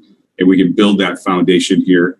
It comes with the resources. We need the resources and we need the people who are actually qualified to do that, to go out in the community. And one way to look at that, in my opinion, would be a small regional group that specifically does this. Or if we're funding it through the city, I know we have a lot of nonprofits that we work with throughout the city that provide these services. So that would be us in the city actually organizing these nonprofit organizations where we have access to them around the clock, where we can call people if we're having issues. Thank you very much, Chief Riker. Any further questions or comments from any of the counselors? Oh, Counselor Goodwin? Yeah, just have a comment for you, Chair. The program that you just mentioned, whereas the grant is specific, we did approve 2 new hires out of our budget that are not subjected to the things that the grant are, just as an FYI. Thank you. That's correct. That's the reason why I was saying 4. See, like if he would think about even 4 and the extra 2. But thank you very much, Counselor Goodwin. To get your pre-digital copy of 6 things you didn't know when the police arrived. Okay. Counselor Sadi? Yes. Do you have any comments or concerns? No. Chair Booker, just want you to be mindful about the time. You only got a couple. Yep, absolutely. So, thank you. So the only item, any more questions or comments from any other counselors? No? Okay. The only item in our agenda this evening was to discuss New London Police Department policies that affect our residents on New London City, in the city of New London. I would like to thank my committee members as well as the other counselors as well who have attended this meeting. And I would like to thank all of you who have participated in this meeting on this evening. Thank you very much. I will also do I have a motion to adjourn the Public Safety Committee meeting at this moment? Motion. Counselor Dice. Oh, go ahead, Counselor Dice, go ahead. Go ahead, Counselor Dice. Counselor Dice, so move. President Dominguez seconds it. All in favor? Aye. Aye. The meeting is adjourned.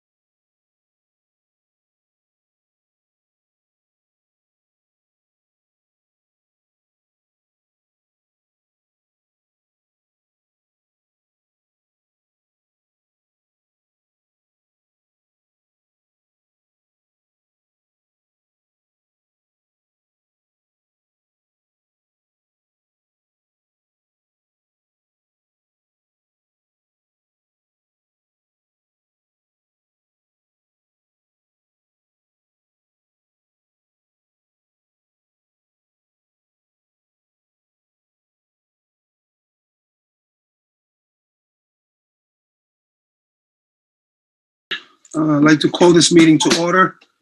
July 6, 2020, City Council meeting. Let's have City Clerk Ayala do the roll call, please. President Dominguez, Present. President Pro Tem Natartez, Present. Councilor Sarai, Present. Councilor Booker Jr., President. Councilor Goodwin, Present. Councilor Burke, Present. Councilor Dice, Present. all present. Thank you very much, President Dominguez speaking. Also want to acknowledge the mayor, Mayor Passero, and also Attorney Landrigan, who I see. With that said, I'm just going to read the logistics really quick here. Due to the ongoing national and state public health emergency caused by the global coronavirus pandemic, City of New London public meeting will be held virtually. Meetings agenda can be found at www.newlondonct.org. An audio recording of this meeting will be posted on the city website within 7 days of the meeting. Public comment may be submitted in writing to jstarts@newlondonct.org. If you prefer, you may sign up to speak at the following link on the City of New London website, newlondonct.org/live-stream. This link will bring you to a fillable form where you may submit your name and you will be added to the public comment list and called on via Zoom during the public comment portion of the meeting. Public comments must be submitted in writing or your name submitted on the fillable sign-up form on the city website at least 15 minutes prior to the scheduled start time of the meeting. Okay, with that said, at this time, I'm going to ask Councilor Dice, who will lead us in the prayer and pledge of allegiance. Thank you. This is Councilor Dice. Thank you, President Dominguez. After I do the prayer and I will do the Pledge of Allegiance, I'm going to ask everybody to mute themselves. And then after I say the Pledge of Allegiance, we're going to have President Dominguez. He will be reciting it in Spanish. Thank you. I'd like to take a moment of silence to reflect what we collectively as a community have done to unite our city. Thank you, God, for gathering our community together with this council meeting. I would like for us to reflect on the needs of our community and work collectively together to make sure that everyone is represented and our family's needs are met. I ask these things in Jesus' name. Amen. Amen. Amen. If you could please stand for the Pledge of Allegiance. I pledge allegiance to the flag of United States of America and to the republic for which it stands, one nation, under God, indivisible, with liberty and justice for all. Thank you. Prometo lealtad a la bandera de los Estados Unidos de América, a la república que representa una nación ante Dios, indivisible, con libertad y justicia para todos. Thank you, Councilor Dice, for the prayer and the pledge, and also for the moment of silence. At this time, let me just say this quickly. Don't forget, just to remind everyone, as you speak today, always state who you are, right? Again, because this is a recording, we want to make sure that you state your name and then you can proceed on to speak. Also want to acknowledge Tom Bombria, who's going to be part of this meeting also today, and also always, as always, our assistant to the administrator, Jenny Starts. To the council, thank you for always for your help. Okay, with that said, at this time, public hearings. There is none. All right, minutes of previous meetings. I need a motion. Councilor Burke moves acceptance of the minutes of the regular meeting of June 15th, 2020. Okay, I need a second. Councilor Daddy will second that.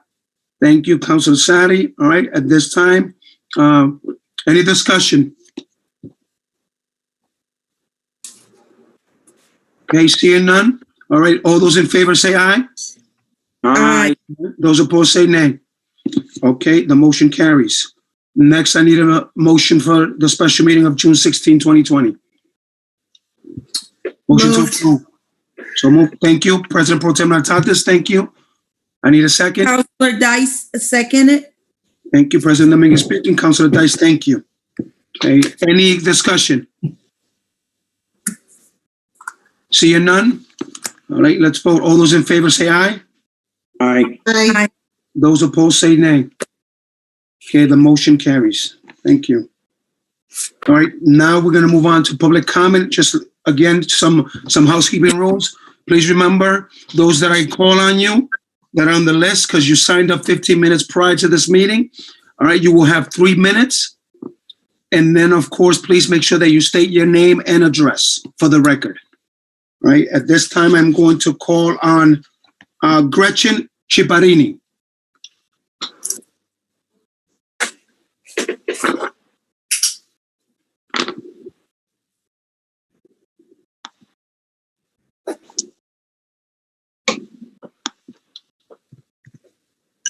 How do you spell that last name? Oh, yep, that's CHIPPARINI.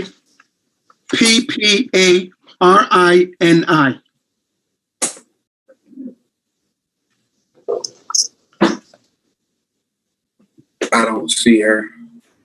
Okay. Dan, she should be on the phone because she just left a voicemail with the mayor's office. Okay, let me unmute this one. Okay.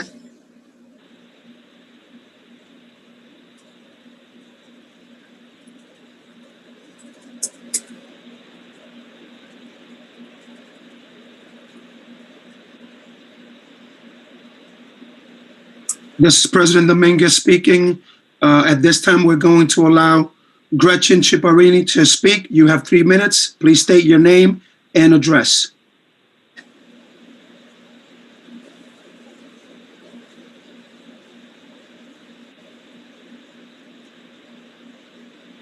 The only phone number on here is unmuted. Okay. I guess we'll, this is President Dominguez speaking. I guess, Jenny, we'll try eventually, we'll get back to her. We'll email her and said, you know what, we tried, eventually we can get her on. If Yeah, not- she called last week, so I'm not sure. Okay. All right. Eventually, you know what, we'll eventually she'll have the opportunity. If not tonight, eventually next time. So at this time, I'm going to call on Shanice Austin.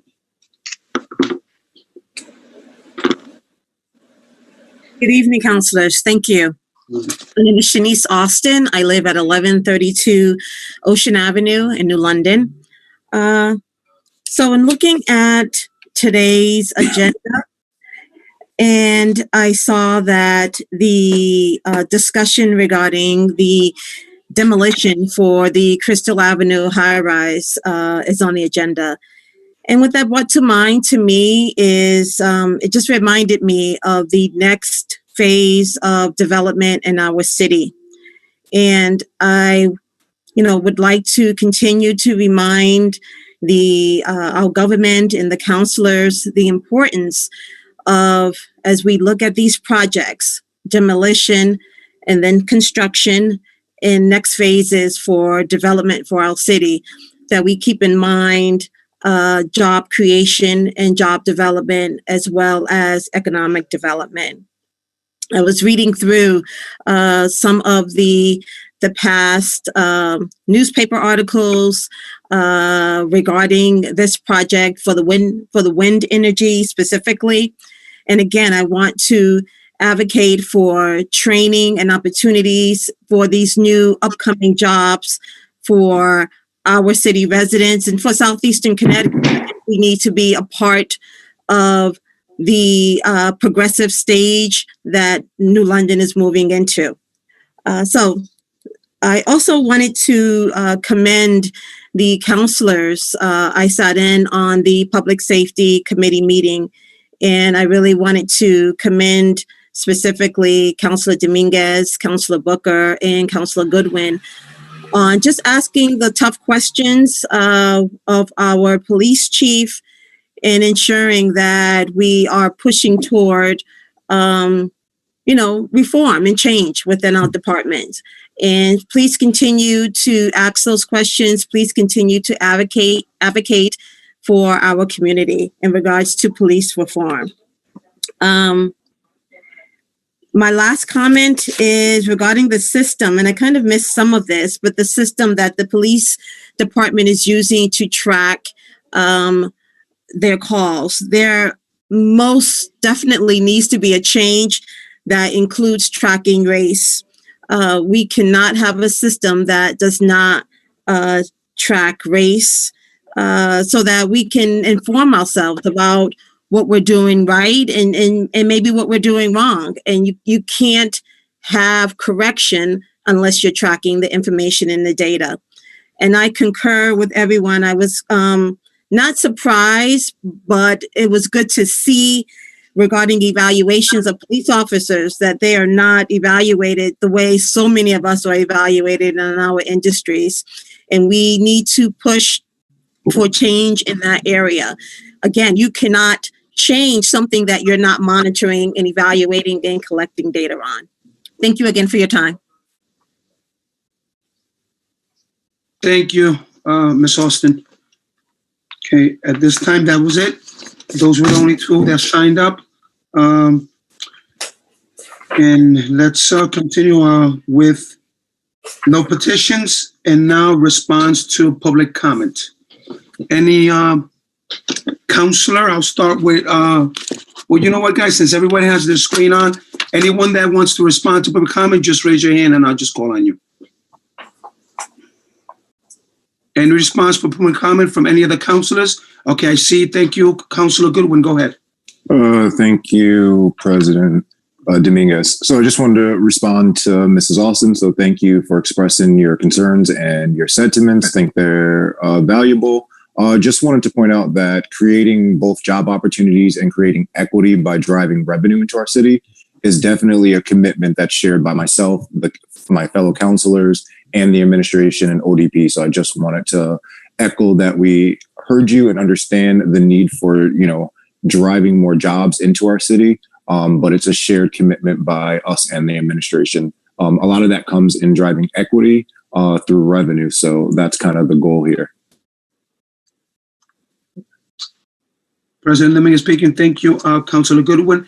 Any other counselor that wishes to address the public comment or response to it?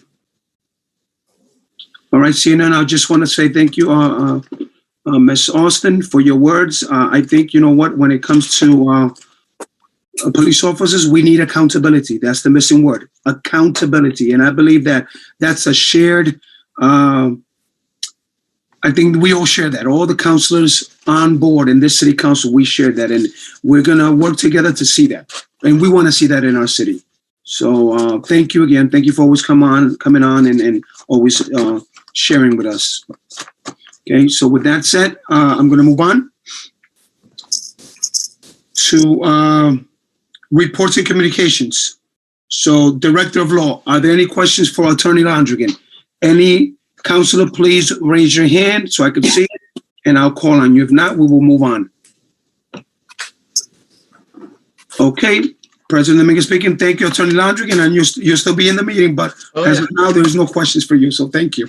Okay, thank you. Yep, you're welcome. All right, at this time, council committee reports. Any council committee reports? Let's have, Councilor Burke, go ahead, sir. Thank you very much, President Dominguez. This is Councilor Burke. Earlier this evening, the City Council Public Works Committee met for a discussion with Public Works Director Brian Sear on the priorities for road paving for the 2020 construction season. We discussed the list of proposed streets that Director Sear had, as well as he took questions from councilors. And just on note for that, I would encourage anyone who was not at the committee meeting, who was in attendance now, that if they have any feedback regarding, what streets should or should not get paved this construction season, to get in touch with any of the councilors or myself. email, phone, it's all on the city website. We'd love to have your feedback. The Public Works Director is committed to a holistic approach to making sure that there's equity in what streets and sidewalks, being said, are paved this construction season. Thank you very much, President Dominguez. President Dominguez, thank you very much, Councilor Burke. At this time, I'm going to call on Councilor Booker. Thank you very much, President Dominguez. And the Public Safety Committee meeting that we had this evening from 6 to 7 p.m. The New London Police Department continues to work with the sound community to support with mental health clinicians through ride-along and referral servicing to support residents in need of their services. The Chief Riker also shared that he has put together annual goals for the department to work on for the year, and these would be shared with the City Council. It was also shared that the police officers are not evaluated yearly. Chief Riker and Captain Wright indicated that they are working with the city to share policies and data so it is more easily accessible to the general public. This was a result from the meeting held with the NAACP regarding the New London Police Department. Also, Chief Riker indicated that the police department is reviewing their training procedures and will pursue cultural competency training. And he will contact me, Council Booker, because I recommended the Anti-Defamation League for training. And it was discussed that training should be something ongoing and not just once every few years. And that was from Councilor Goodwin when he recommended that as well. And Chief Riker also updated us on body cameras. The policies have been written and are in final phase of review. They have received their body cam equipment and are setting things up. They plan to begin training at the end of July, first week in August. Also, the COPS grant will provide new officers that will work directly in the community as community officers. And these positions are listed as officers, and the chief will review if there's room for change. And there is continued work to be done. So thank you very much, President Dominguez. President Dominguez, thank you very much, Councilor Booker. And at this time, I'm going to go into Mayor's Office of Communications, Mayor Passero.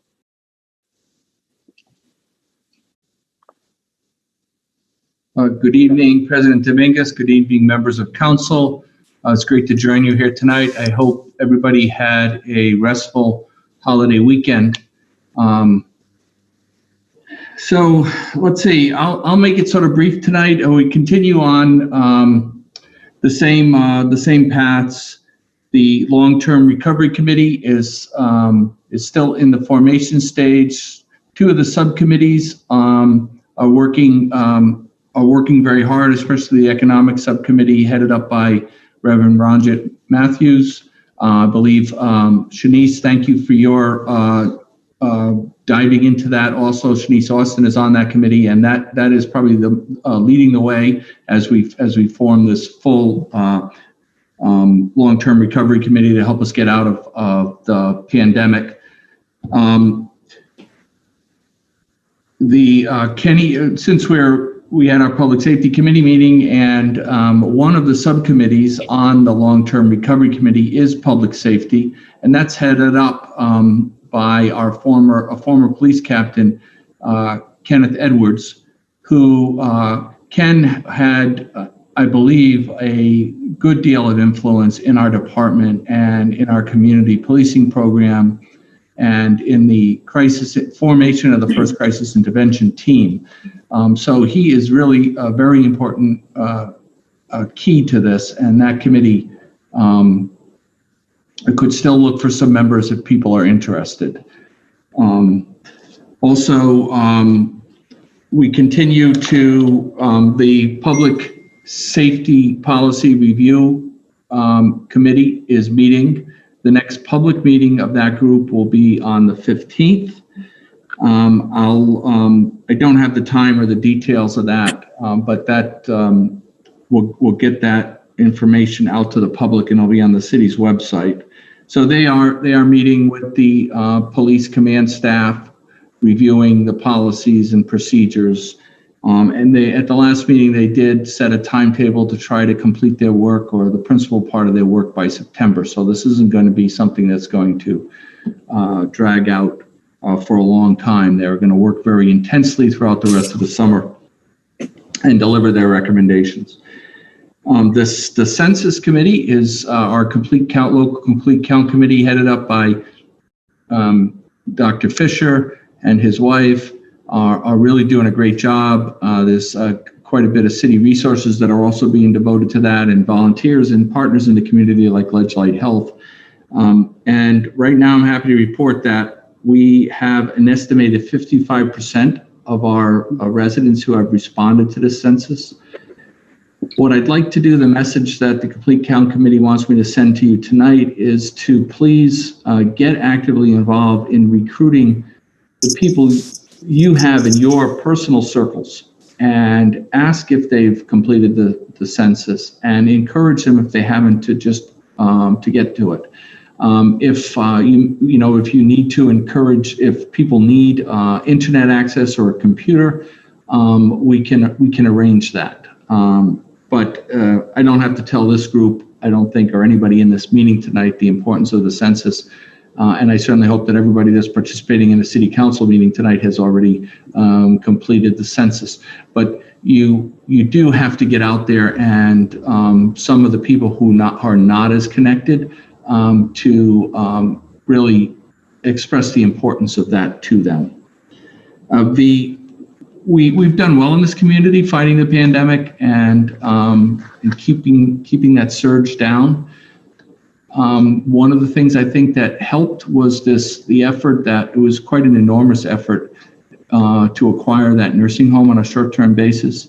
We moved into it quickly and early, and it provided the type of isolation space that some people in our community needed, because they wouldn't have had any other resources. We worked closely with the Homeless Hospitality Center and Reverend Zoll and her team. She staffed that. It was successful, and we believe that some of our most at-risk communities were prevented from the greatest ill effects of this COVID-19. So we're pleased to announce that we have moved out of that facility now, and it has, at this stage, it's no longer necessary. I really got to express the city's appreciation to the current owner and the prospective buyer, if they haven't already closed. But essentially, that facility was under contract to a new developer, and they let us use it for the months that they were awaiting the closing on the facility. So it worked out beautiful for us. The development efforts in the city are still going ahead. Really, it's the thing for myself, of course, for Director Reyes, and a good part of our staff here, keeping our development prospects going. So I appreciate the remarks of Ms. Austin. I would say that some of the news articles about the property where the high rises are currently still standing and will be shortly demolished. That was a very early. The potential partnership with the wind industry was a very early discussion, but never a firm proposal. The city's intention is to remediate the property, thanks to the $2 million state of Connecticut grant, to remediate the property and to market it for the highest and best use for development in this city. And certainly jobs is a key factor in that. I'm gonna conclude with, and I'm not going to try not to get up on my soapbox, but I'll conclude with one issue that's still unresolved in this city that I think is key to this city, and it really is key to all the issues we're dealing with today, and that's the state pier. The state pier is one of the greatest assets in the city of New London, and currently what I've witnessed for the last 2 years is a process by which that development is proceeding, but the people of the city of New London are being left out. I'm continuing that fight, but I want to remind you all that we still do not have a deal. Right now, the best I can tell, the state of Connecticut, Orsted and Eversource, two huge corporations, and the state of Connecticut intend to take all those profits and leave the people in the city of New London in the same economic shape that we're in today. That's totally unacceptable. And I continue to, I mean, everybody's been preoccupied, obviously, fighting this pandemic, which has been the most important mission for government. Connecticut has thankfully done a good job, and I give a lot of that credit to our current administration in Hartford. We're not suffering in this state like some of the other states right now. God willing, we will pull out of this economically quicker because of our work controlling the pandemic. But a lot of things have fallen by the wayside, and the issue of the state pier and the issue of the city of New London getting its fair share of the economic development of that project is still there. I don't want any of you to forget about that, and all the help and all the light we can shine on that injustice. It should be done. If you remember, I've lived my whole life here in New London. Waterford got Millstone in the 60s. And essentially for my whole life, you know, Waterford had a really strong tax base because of one particular energy installation there, the Millstone power plant. They didn't have to share that revenue with anybody else. One municipality kept it all. It's been a great inequity between these two municipalities, the haves and the have-nots. Well, now our ships come in. There's an energy industry that's using an asset in our city, and we're certainly not going to get the massive benefit that Waterford enjoyed for decades from the Millstone Power Station, but we should fight for our fair share of that revenue. And this fiction that it's state property and therefore it doesn't pay taxes does not wash. It does not wash at all where you have two huge international corporations that are going to make billions of dollars at that facility. They should have to pay their fair share into our tax base just like any other corporation has to. So we've got to continue that fight, and that fight will give us the resources we need to deliver for the people in our city. And I'm going to conclude on that note. Okay, President Dominguez, thank you.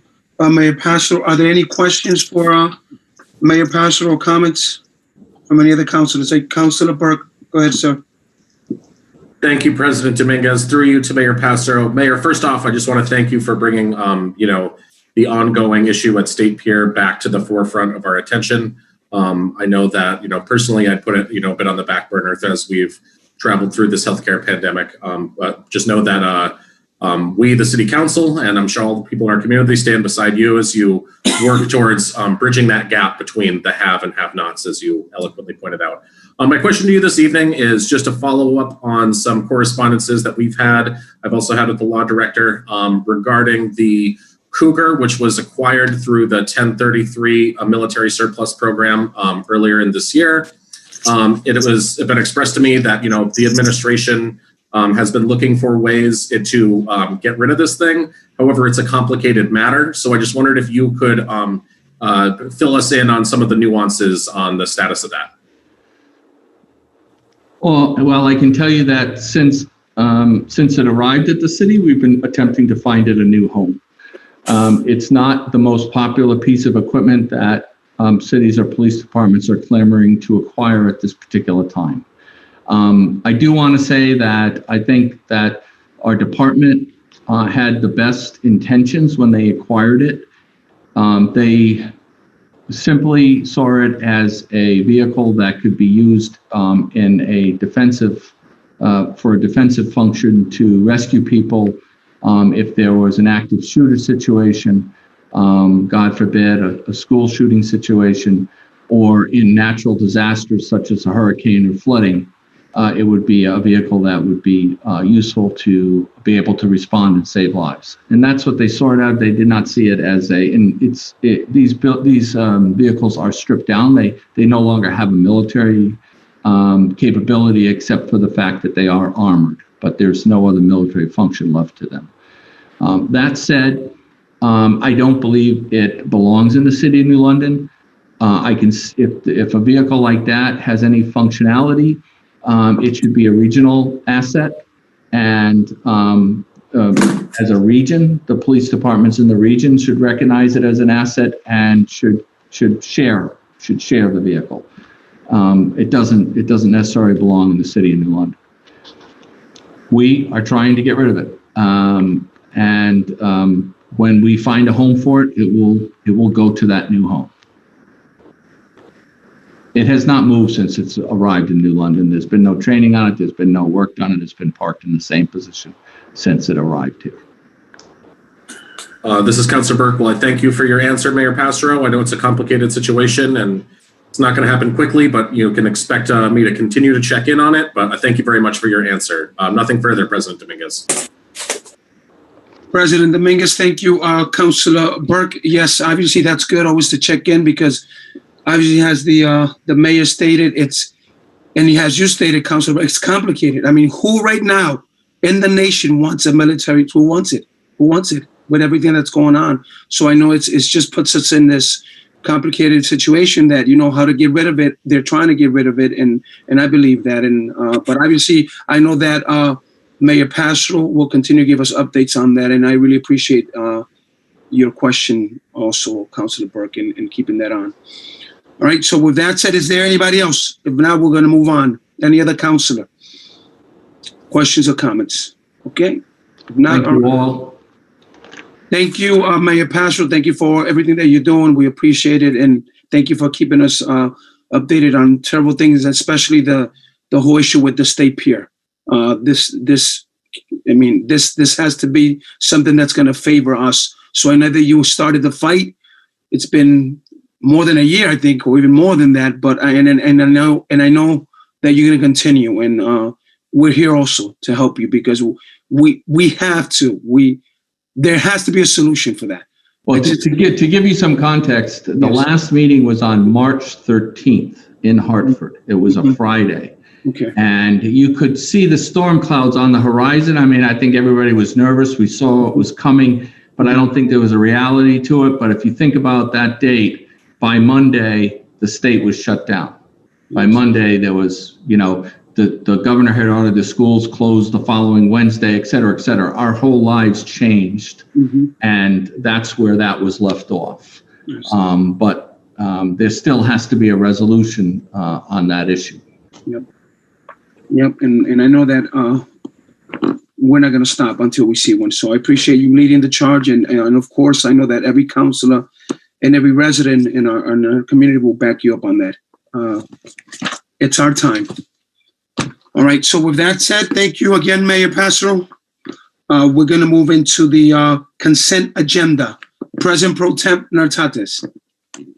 Consent agenda, that the consent agenda proposals set forth at the regular meeting of July 6, 2020 are either 1, accepted for the record, 2, referred to the committee name, 3, waived from committee to be acted upon as proposed, or 4, consented to as proposed. I need a second. Councilor Goodwin, second. Thank you. All right.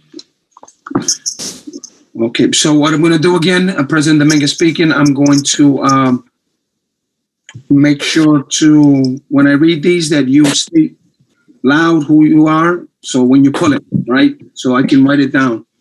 Make sure that I have it clear who pulls it, okay? So the first one is 7.1 unfinished business, 7.1A, 7.1B, C, D.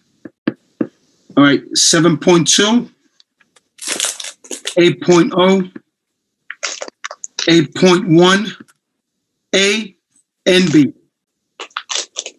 All right, 8.2. Paul. All right, Councilor Goodwin. All right.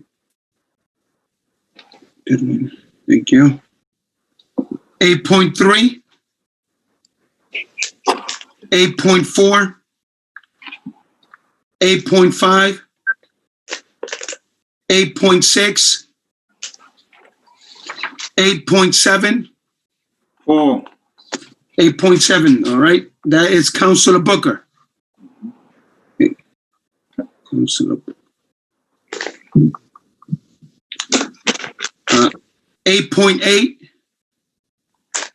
8.9, 9.0, 10.0, and that's it. Yeah, and then 11.0, I can pull that. That's in German, but what happened? Did I miss something? 8.8. I wanted to pull 8.8. Oh, I thought you said 8.7. 8.8. I'm sorry, 8.8. Come on, Councilor Booker. I got it. Stay on it, sir. All right, so 8.7 will not be pulled by Councilor Booker. It's No. 8.8. 8.8. All right, sir. Thank you for clearing that up. All right, well, that's okay. President Pro Tem Natatas? All items having the unanimous support of the city council are hereby adopted with a single roll call vote. The motions are seconded. The chair calls the roll and the chair declares the motions to be unanimously voted and adopted. Second, somebody? Yep. Councilor Goodwin, second. Thank you. It's been seconded by Councilor Goodwin. Let's have City Clerk Ayala.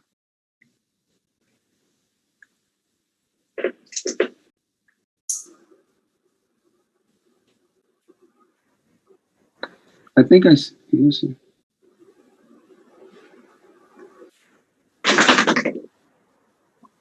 he's muted.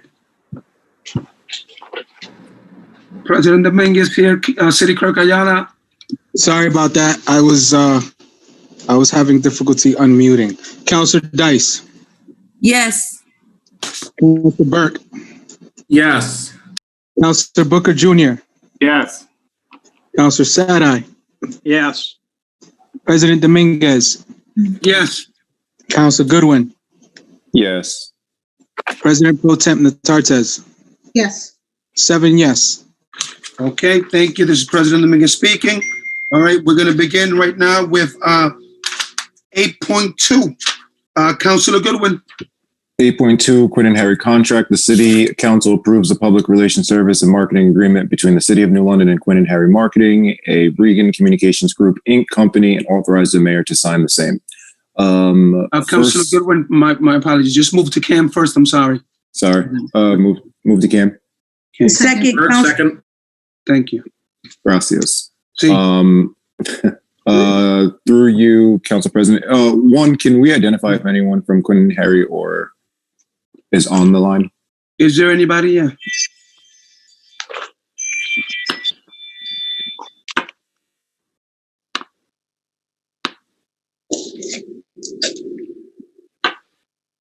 Seems not. Through you to the mayor.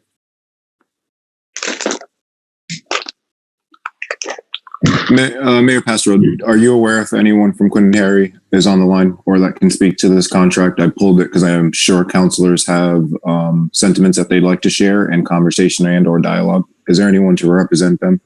I was not aware of whether they were going to be in the meeting or not. Typically, do they attend these meetings to get feedback and or when the contract comes up? Is that? You know what? I don't have a clear memory of how that works here. Okay. In the future, I've been in meetings before. I'm not sure if anybody requested them to be in the meeting tonight.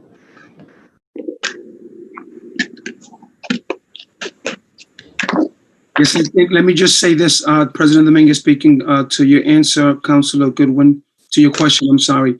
I think in the past, we requested them, but yes.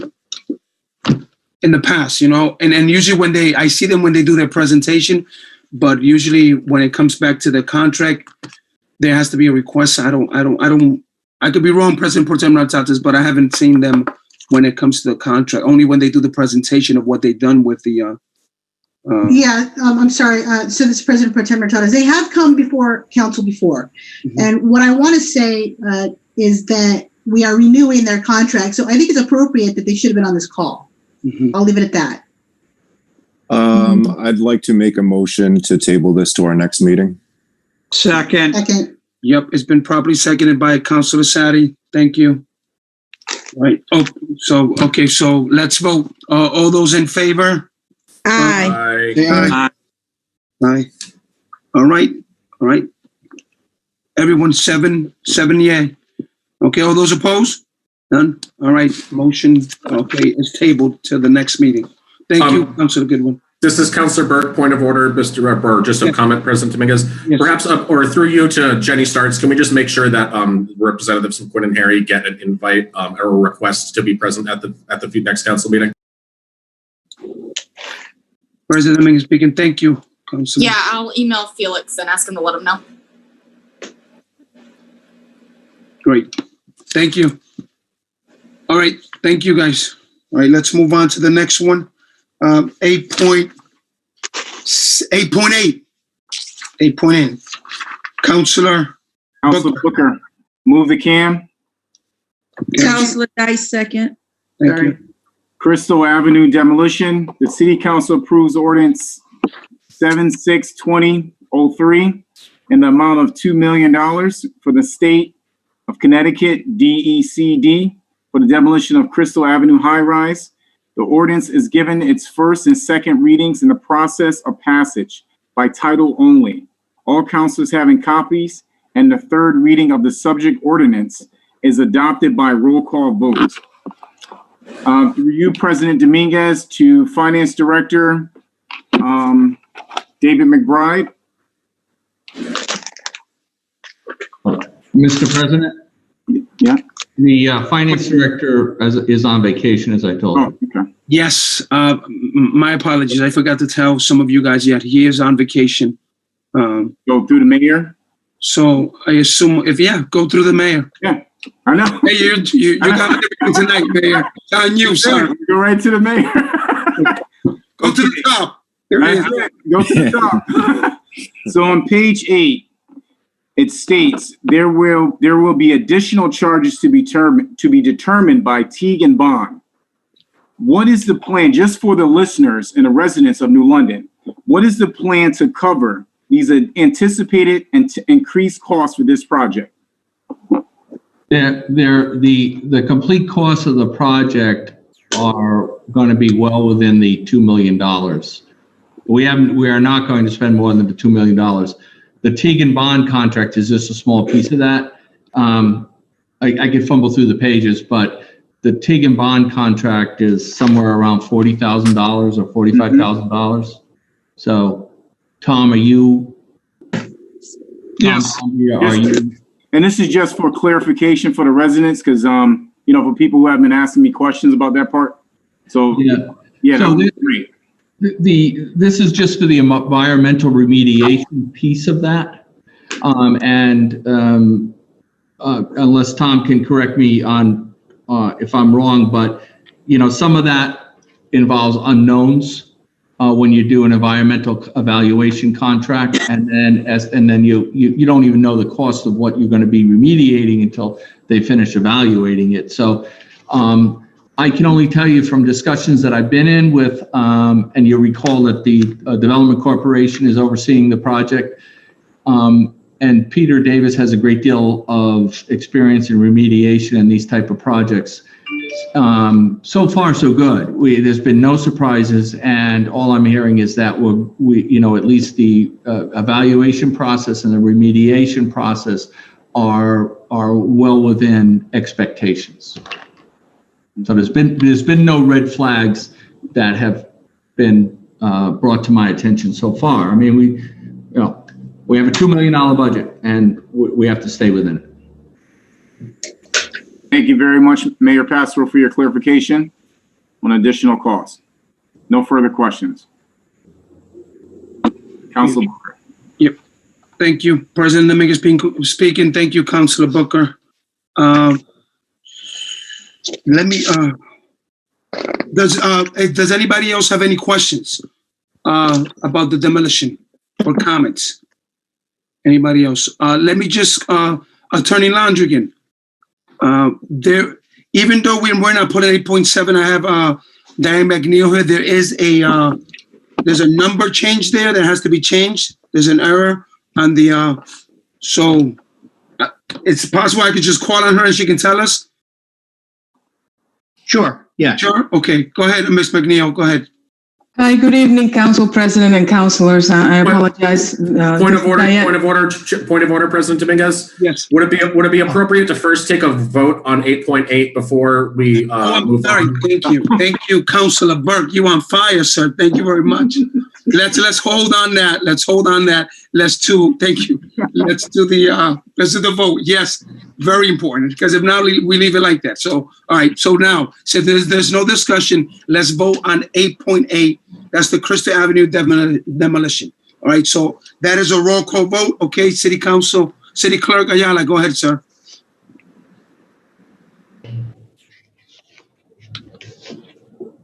I just saw him. Counselor Booker Jr., Yes. Counselor Dice, Yes. President Dominguez, Yes. Counselor Burke, Yes.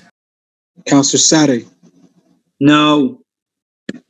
President Pro Temp Natartez, Yes. Counselor Goodwin, Yes. 6 yes, 1 no.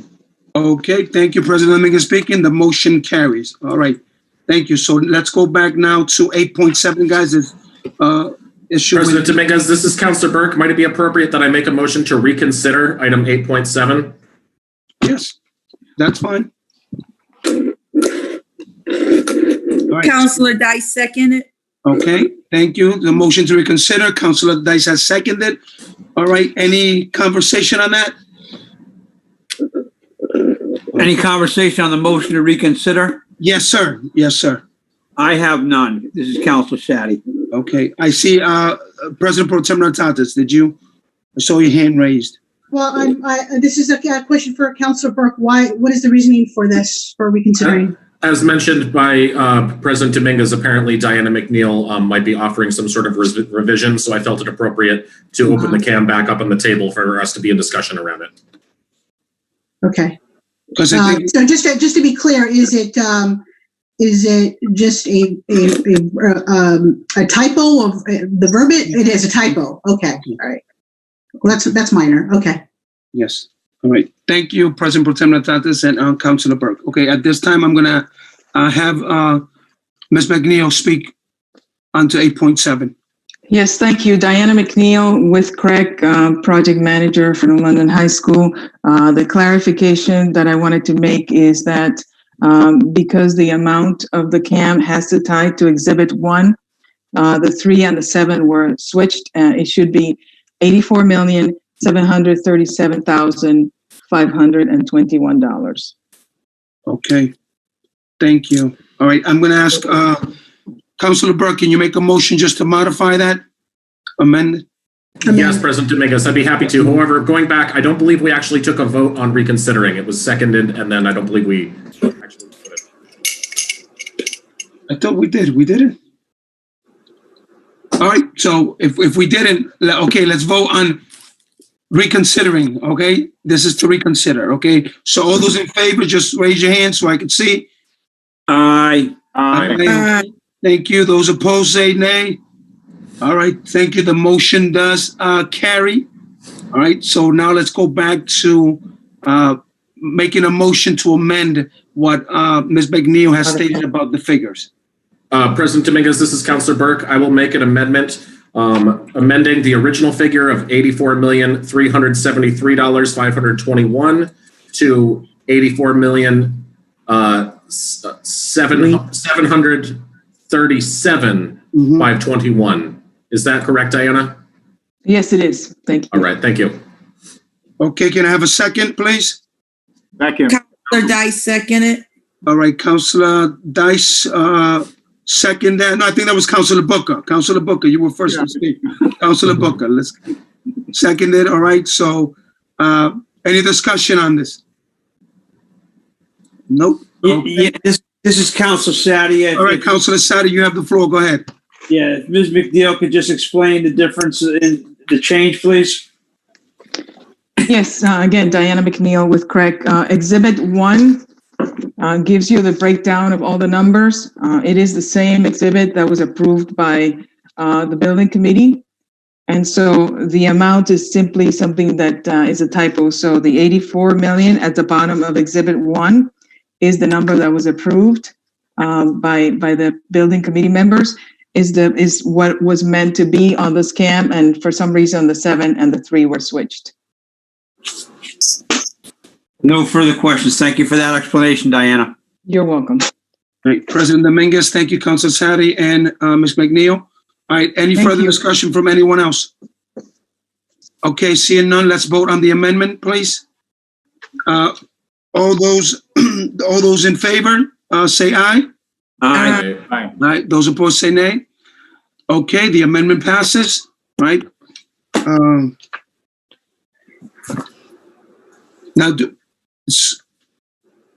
so now let's vote on the motion to the main amendment. To the motion, let's vote on the main motion. Okay, let's vote on the main motion, all right? But first of all, any discussion on it first? All right, seeing none, all right, so let's, and this one is, no, it's not a roll call, so it's not. So all those in favor say aye. Aye. Aye. All right, I see that it's, yep, everyone, 7-0, it passes. Okay, those opposed say nay. Okay, no one opposed it. So the main motion passes, all right? So I need a motion to adjourn. Motion to adjourn. This is President Pro Tem Hurtadas. Thank you, President. Second. Thank you, President Pro Tem Hurtadas. Motion to adjourn. Thank you, Councilor Booker, for seconding it. All right. And now let's vote, or any discussion on it? None? All right, let's vote now. All those in favor to adjourn? Aye. Aye. Any opposed? All right, ladies and gentlemen, thank you. Have a good night. Well Good night. done. Bye-bye.